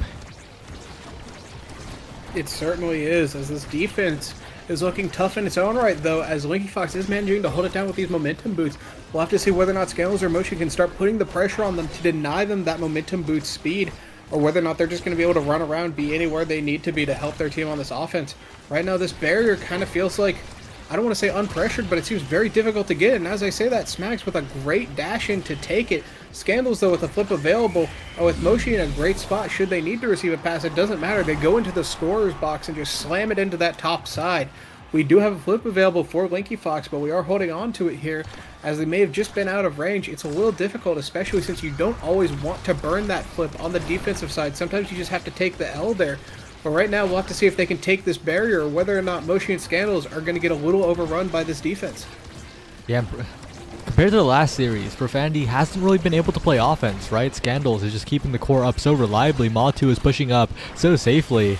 And even the flip from Linky Fox, Scandals is just there, and Profanity is just permanently on the defense here. This is the dominating performance from Animal Style OSAS, but wait a second, a bit of an outplay from Profanity, a chance, but Moshi's in position. Linky Fox drops back to make the save, and Spark of Friendship stay alive for a little while longer, but they need to find some kind of play because Profanity is not being allowed to play the game. It is certainly difficult. Profanity, we've seen make these offensive outplays, but like you said, they're really kind of just getting shut out here. Matu doing a great job on the defense. Moshi coming back to help when needed. Scandals being that midfielder, but sometimes being that forward presence as well. It can be a little difficult because it feels like there's always somebody there to back up Matu. So this top barrier, I feel like we've been here before, maybe getting some deja vu. This top barrier is still just there. Smags low health, and there she goes. Hate to see that as the side of Spark of Friendship here, as it is quite difficult being down a player against an offensive force as good as this team is. Yeah, and again, gotta go back to that Rasmus ban coming out from Spark of Friendship. While Animal Style OSAS has adjusted their ban in the second game, even despite winning the first game, I think Animal Style OSAS made quite a good decision. This Rasmus ban is just letting Scandals roam free while not really affecting Moshi too much. Moshi is solid on the Rasmus, but Moshi's Kazan also just kind of made their life a little bit difficult. So this ban, I think, doesn't make too much sense, especially with how dominantly Scandals is playing this midfield, running up and down, getting the speed gate over and over again, and controlling it with the slimes. Supposedly, Moshi's Rasmus is the reason why it was banned out, as it gave them some trouble in the winner's final side. But right here, that also creates a situation where Linky Fox is sort of forced into this Era goalie, as I believe you said that they are known for their Rasmus and their Era, kind of a two-trick here. So even if the opponent's Rasmus is really good, you're kind of locking yourself out. And honestly, against a Kazan, you don't have that sort of anti-shove power that you kind of need, especially when they have so many mix-ups. A good guess there to not go to the top side, seeing Moshi has abilities available and a flip available. Not ping-ponging it there to avoid the flip, but with the top spin, sending the goalie into the blast zone. It's quite difficult as now Profanity is on this defense. Like you said, it feels like they haven't really gotten the chance to shine on the offense. It just feels like this has just been an onslaught by the side of Animal Style OSAS. That's what happens when Scandals gets the Juno uncontested. No answer on the side of Spark of Friendship here. A dominant set. And with Scandals getting first pick, there's so many awakenings that could break this game wide open. Fight or flight, I think, will be the difference maker here. That is the midfield awakening to watch out for, but could opt for something else as well. Goes for the Monumentalist as a deny against the Era of Linky Fox. Doesn't even entertain the possibility of that massive NATO, and Fight or Flight is picked up, but on the goalie does have less value here. Spark scaling started up, but that is a twin drive passed all the way down to Ma 2, and Profanity not really left with anything too good, just a spark of agility on a 2-spark first draft, with sparks already being contested by Moshi, and that draft had no real answers for Spark of Friendship. They're going to need to really pick up the pace. Had this been an Era midfield, that Fight or Flight would have been fantastic, but on the goalie, you don't get as much uptime or value, whereas the Timeless Creator on the IME is going to be a fantastic pickup for them. Like you said, with that twin drive available, the Monumentalist creating that extra space that Scandals is able to control, the extra damage as well could potentially come out. I know they're on the slick kicks, but honestly, Juno can do a ton of damage when she needs to. And it just creates this opportunity where, like you said, the draft isn't great. The sparks are contested. Moshi able to take so many things in these drafts, Kazan being good with a lot of stuff. But honestly, Scandals holding it down, both barriers go down. The Maelstrom's not able to help save these things. Matu winning a good strike board there. Scandals with a flip available. This just feels such an uphill battle. And while they are managing to surmount certain parts of it, there are other parts where it just feels so impossible at times. Scandals low, but not even close to being in danger, and right as overtime hits, Moshi gets the close strike. Unreactable for Linky Fox. Moshi could have sent that anywhere in the goal box. Dominant point yet again, Animal Style OSAS, with Matu and Scandals having basically core flip at this point. Just such a difficult game when this Juno is controlling, and you have the best Juno in the entire series, in the entire season in your game right now, and Scandals is looking pretty comfortable. Profanity looking a little uncomfortable as their health goes low, no real energy to save them. Burning that ultimate just to try to keep the core up, but it is actually Moshi who goes down there. 2v3 power play happening right now. Scandals has that flip available, but with the dash missing, but the extra size from that Monumentalist helping the blob control the space, it isn't needed. Very confident in their defensive ability, but it's another player going down, Profanity this time, as Kazan really just has those opportunities to kill seemingly with nothing. They only have Spark of Power, but that's just good enough sometimes to get those kills and get those barriers. Now Scandal still holding on to that flip, hasn't needed to use it yet, but may create an opportunity where they're just in the net, but Linky Fox with a great strike denies that situation. Scandals looking for something in the top side, Ma2 trying to bounce it back to their team, but unfortunately bounces it into their own barrier as Profanity gets bounced around, but so does the core into that sentry turret, I believe, as Smags gets a goal for their team. It is 1-1 in this set. We'll have to see if they can keep that up, or whether or not that was just a little bit of chaos that happened to work in their favor. They definitely have the capability you saw in their last series. They have the capability to make comebacks. They could turn this game around, but it's going to be a little difficult here. The net is open and Moshi is lurking. Scandals as well. One strike all it takes. The Scandals gets a little bit of a short hop, and Moshi will just pull the core away into the strike. Max tries to rush here to cover, but not enough speed. Animal Style OSAS 1 point away from another draft in their favor, and you know that there's so many Juno Awakenings on the board, and Scandals is almost certainly going to get the MVP. And if there's core speed on the board, that could turn the game around. But Profanity with a quick double barrier, trying to make it a 5th point here. And with the Firewall Sentry from Smags, it's almost there, but not quite, and Linky Fox drops one barrier. They need to find a pass through, but Scandals is getting the barriers on the other side, and now they're in so much danger. The open net, a Soul Era goalie, Profanity with a chance, but not quite. It slips right past, and that could have been the last chance in this set. Profanity goes down, Smags with the glitch pop, but doesn't connect with the core. Linky Fox on the defense, needs to find a clear, but Scandals is there with the primary, and they were so close to sending this to another point, but close doesn't cut it in the grand finals of Season 5.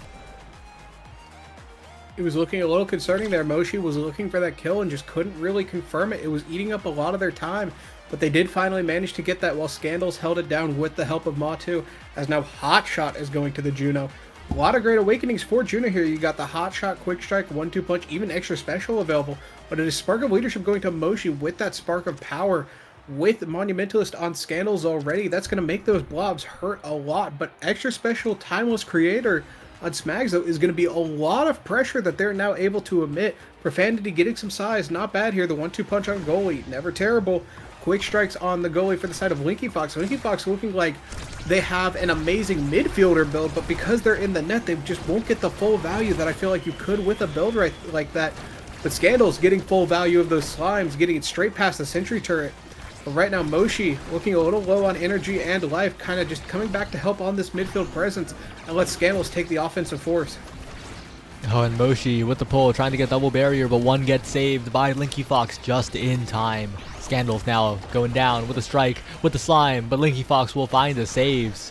The raw mechanics on Linky Fox have been great so far, but raw mechanics alone aren't going to cut it. That Firewall Sentry might cut it, though. A flip of build from Profanity right through the top spin as well. And Spark of Friendship, if they could replicate something like that, they could be coming back here. But it's going to be difficult because that required some crazy heroics from Linky Fox.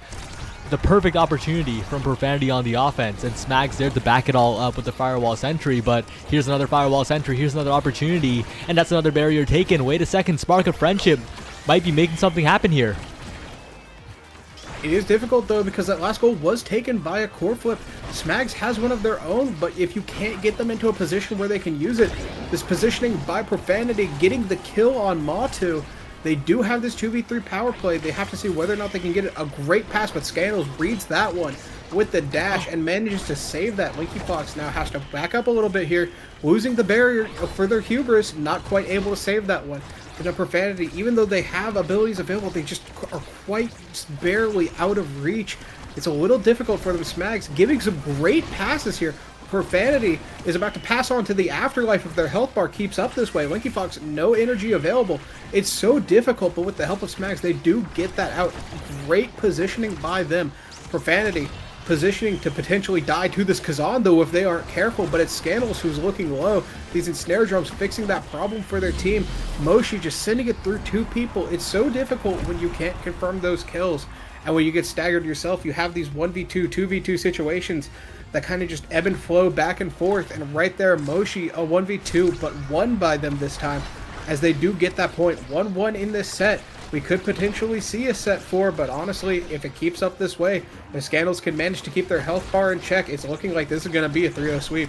Yeah, and as Kakupa mentioned in that very first set of the day, very first series of the day, Profanity is kind of just not elusiving the Ensnare Drums, taking too much damage, too much chip damage, putting them out of commission. That's what happened in that last point. But maybe this one will be different. Profanity diving in, 2 barriers taken in an instant, the Firewall Sentry in position. But Scandals will get the clear pass from Ma2, fulfilled from Smags, but Smags is taken out immediately. Linky Fox needs to be the hero. Profanity needs to find something here, but Moshi is in position, and a Kazan in the center of right in front of the net is so hard to defend, has that close strike, and Animal Style OSAS are just 1 point away from winning Season 5. The character pool of Linky Fox forcing them onto this era is making these saves so difficult at times. You don't really have that prowess to be able to get past Kazan, but as the hot shot sends it through, Profanity there with it, not quite able to save it. Scandals kind of seemingly out of nowhere just getting a kind of random goal that just manages to get past everybody. But honestly, their performance in this, honestly, in the entire OSAS series has not been random at all, as they have shown why they deserve to be in that winner's side and why they deserve to win it all. Yep, Animal Style OSAS. It's been a long time coming, and this is officially the most dominant team in OSAS history. They only dropped a single set in the entirety of the finale. They are here. They swept everyone, and they won. Animal Style OSAS, well deserved, and of course the members going on to higher heights. Mod2 actually went to higher heights previously, kinda. Top 16 Africa TV, bit of a joke name, but not even. And Scandals, of course, first pick in 2 knowledge gaps, and maybe looking to do something greater as well. Congratulations to Animal Style OSAS, because that was quite the run. Well, while they are out of OSAS, we do have the new NAS-T as a potential outlet for them in the future, but should they keep up the good performances and the improvement, especially with Scandals being in Knowledge Gap once more, we could potentially see this team maybe even go further beyond. But right now, the only thing they are going to is to celebrate as they do win OSAS Season 5 finale. And honestly, even though the enemy team lost, they still did a good job. LinkyFox put on a great performance, a name that I did not know before now, but I certainly won't be forgetting, as honestly, Spark of Friendship should not feel bad about that loss. Yeah. LinkyFox is firmly on my radar now. Absolute legend in terms of mechanics. If that character pool expands, we might be seeing LinkyFox in one of the leagues pretty soon. And yeah, we're going to try to pull in Animal Style OSAS for a bit of an interview if we can, but I don't know where they are. Perhaps hiding in the shadows as they take their win and leave, seemingly just taking their dub and running away, kind of like Batman, but maybe we can get them in here, like you said. It would be good to get a few words from them, as honestly, just a great performance by them, and kind of seeing where they plan to go in the future, either with this team or perhaps dividing up their forces and looking to take on other opportunities. It would just be good to see what they're up to. Oh, it looks like they are here, and I'll be slowly moving them up here. Move to...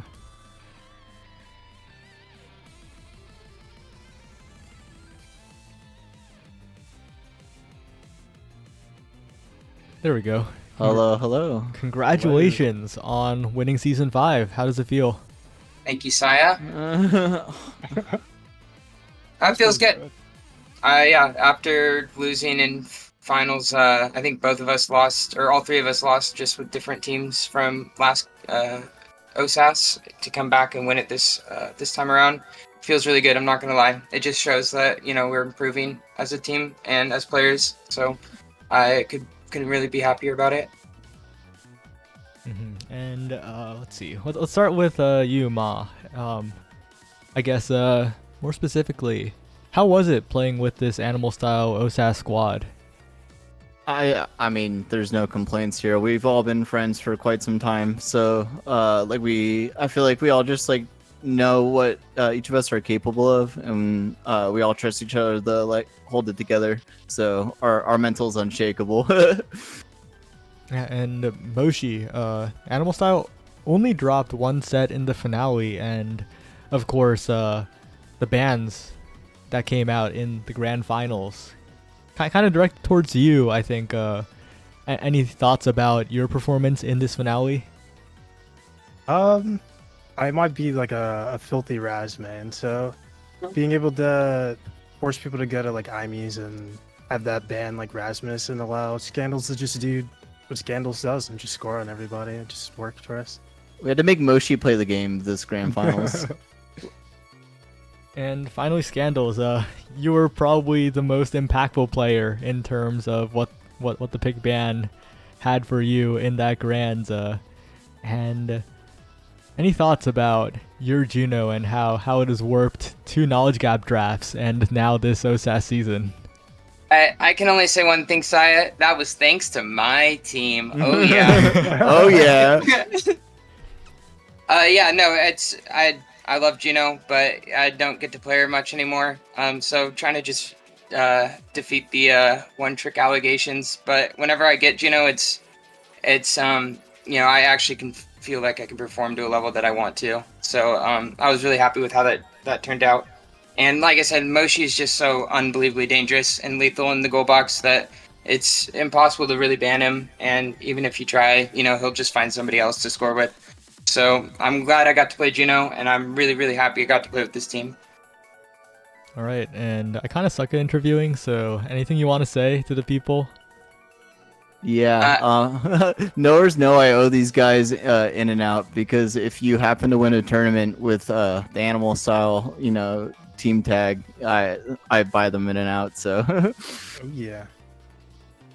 I just want to say a huge thank you to all of my coaches who've got me this far. I actually, funny enough, I know Spark of Leadership. They were all three of them were the first part of the first 10 people on my friends list in this game, and we used to just play customs together. And I used to just play this game for fun. And blah blah came and found me, asked if I wanted coaching, and it's been all uphill from there. So I just want to say a huge thank you to Liari, huge thank you to Pineapple. And everybody else that's gotten me this far, and I really could not have done it without all of you. And blah blah, of course, my absolute goat. Thank you. real. Moshi, anything to say? Maybe regarding a certain other game? Oh yeah. Everyone should play Final Fantasy. Please join our Discord. We need more people to raid with. Please, I need money. True. You had 20 mil. Okay, we're not talking about that. So it's a little awkward, but it appears that Dendar's back. Okay, perfect timing. Can win. But Dendar's PC restarted right at the start of the interview, so I couldn't push all the work onto him. But Dendar, you're back, right? I can I am on mobile. It is a bit of a situation, but I do have a question for the winning team here. Okay. My question is, it feels like there's oftentimes a bit of a spotlight on Scandals for their knowledge gap performances and being picked up. How do the rest of you feel about, do you feel as though you're going to have a breakout performance soon, much like this one that you had today, where you're going to get the spotlight on yourselves? Or do you worry that as time goes on, you may need to pick up the pace a little bit to meet up with your teammate? No, this is honestly we needed to get Scandals a team that can get him another win, just further proving how much growth this kid has had in such a short amount of time. Moshi and I have been playing the game forever, and he's the glue that holds us together and just lets us do crazy shit. Well, honestly, personally, I have no doubt that each of you can perform in your own right. So even if there is maybe a little bit of a spotlight on them, I feel like each of you can have spotlights on yourselves if you just keep going at what you're doing. And honestly, if you keep up performances like today, I have no doubt that I'll continue to see you all in the future. No, I appreciate it. Thank you. Thank you so much, Dendar. No, these guys are genuinely incredible players. Some of the best I know in this game. And yeah, it's just it's a team game, It's you just got to find the right team, play together, which I think we are. And I think that you can expect some big things from us in the future. Also, Dendar, the fact that Dendar's joined on his phone and we're an all-West team is Westy Wednesday lore. This is Westy lore of scuffness. Well, it's a bit of a timely question, but do you have any plans for Launchpad and maybe one of the leagues? Maybe this roster or something else? Yeah, we are planning to play Launchpad. We are planning to gatekeep anybody from the higher tiers of the divisions. It is just another tournament to play with, and I feel like we're playing pretty hot, and our synergy, at least in comms and everything, and with each other is pretty on point. So yeah, we'll watch for us in Launchpad. I'm sticking with this team till the end, for real. These are the best teammates I could ask for. I better before it happened, our goalie player was going to be Neon Kitty for this OSS, but they ended up hitting Challenger like a week before OSAS started. So I had to be the forward in the net and for this season, so that we would all be able to still play together. Well, it feels like you guys are a big proponent of vibes overcome all, just as you overcame this OSAS finale. One question I have, though, is do you plan on changing any of the ways that you guys move forward in either your practice or how you approach certain things? Or do you think that you guys are going to kind of keep it as is, just enjoy the company that you have and really just lock it in just individually? Well, I mean, I think there's only one answer to that, and that's we'll probably prepare for Launchpad by playing the critically acclaimed MMORPG Final Fantasy. Oh yeah. sounds good. And on that note, Yeah, vibes overall. yep.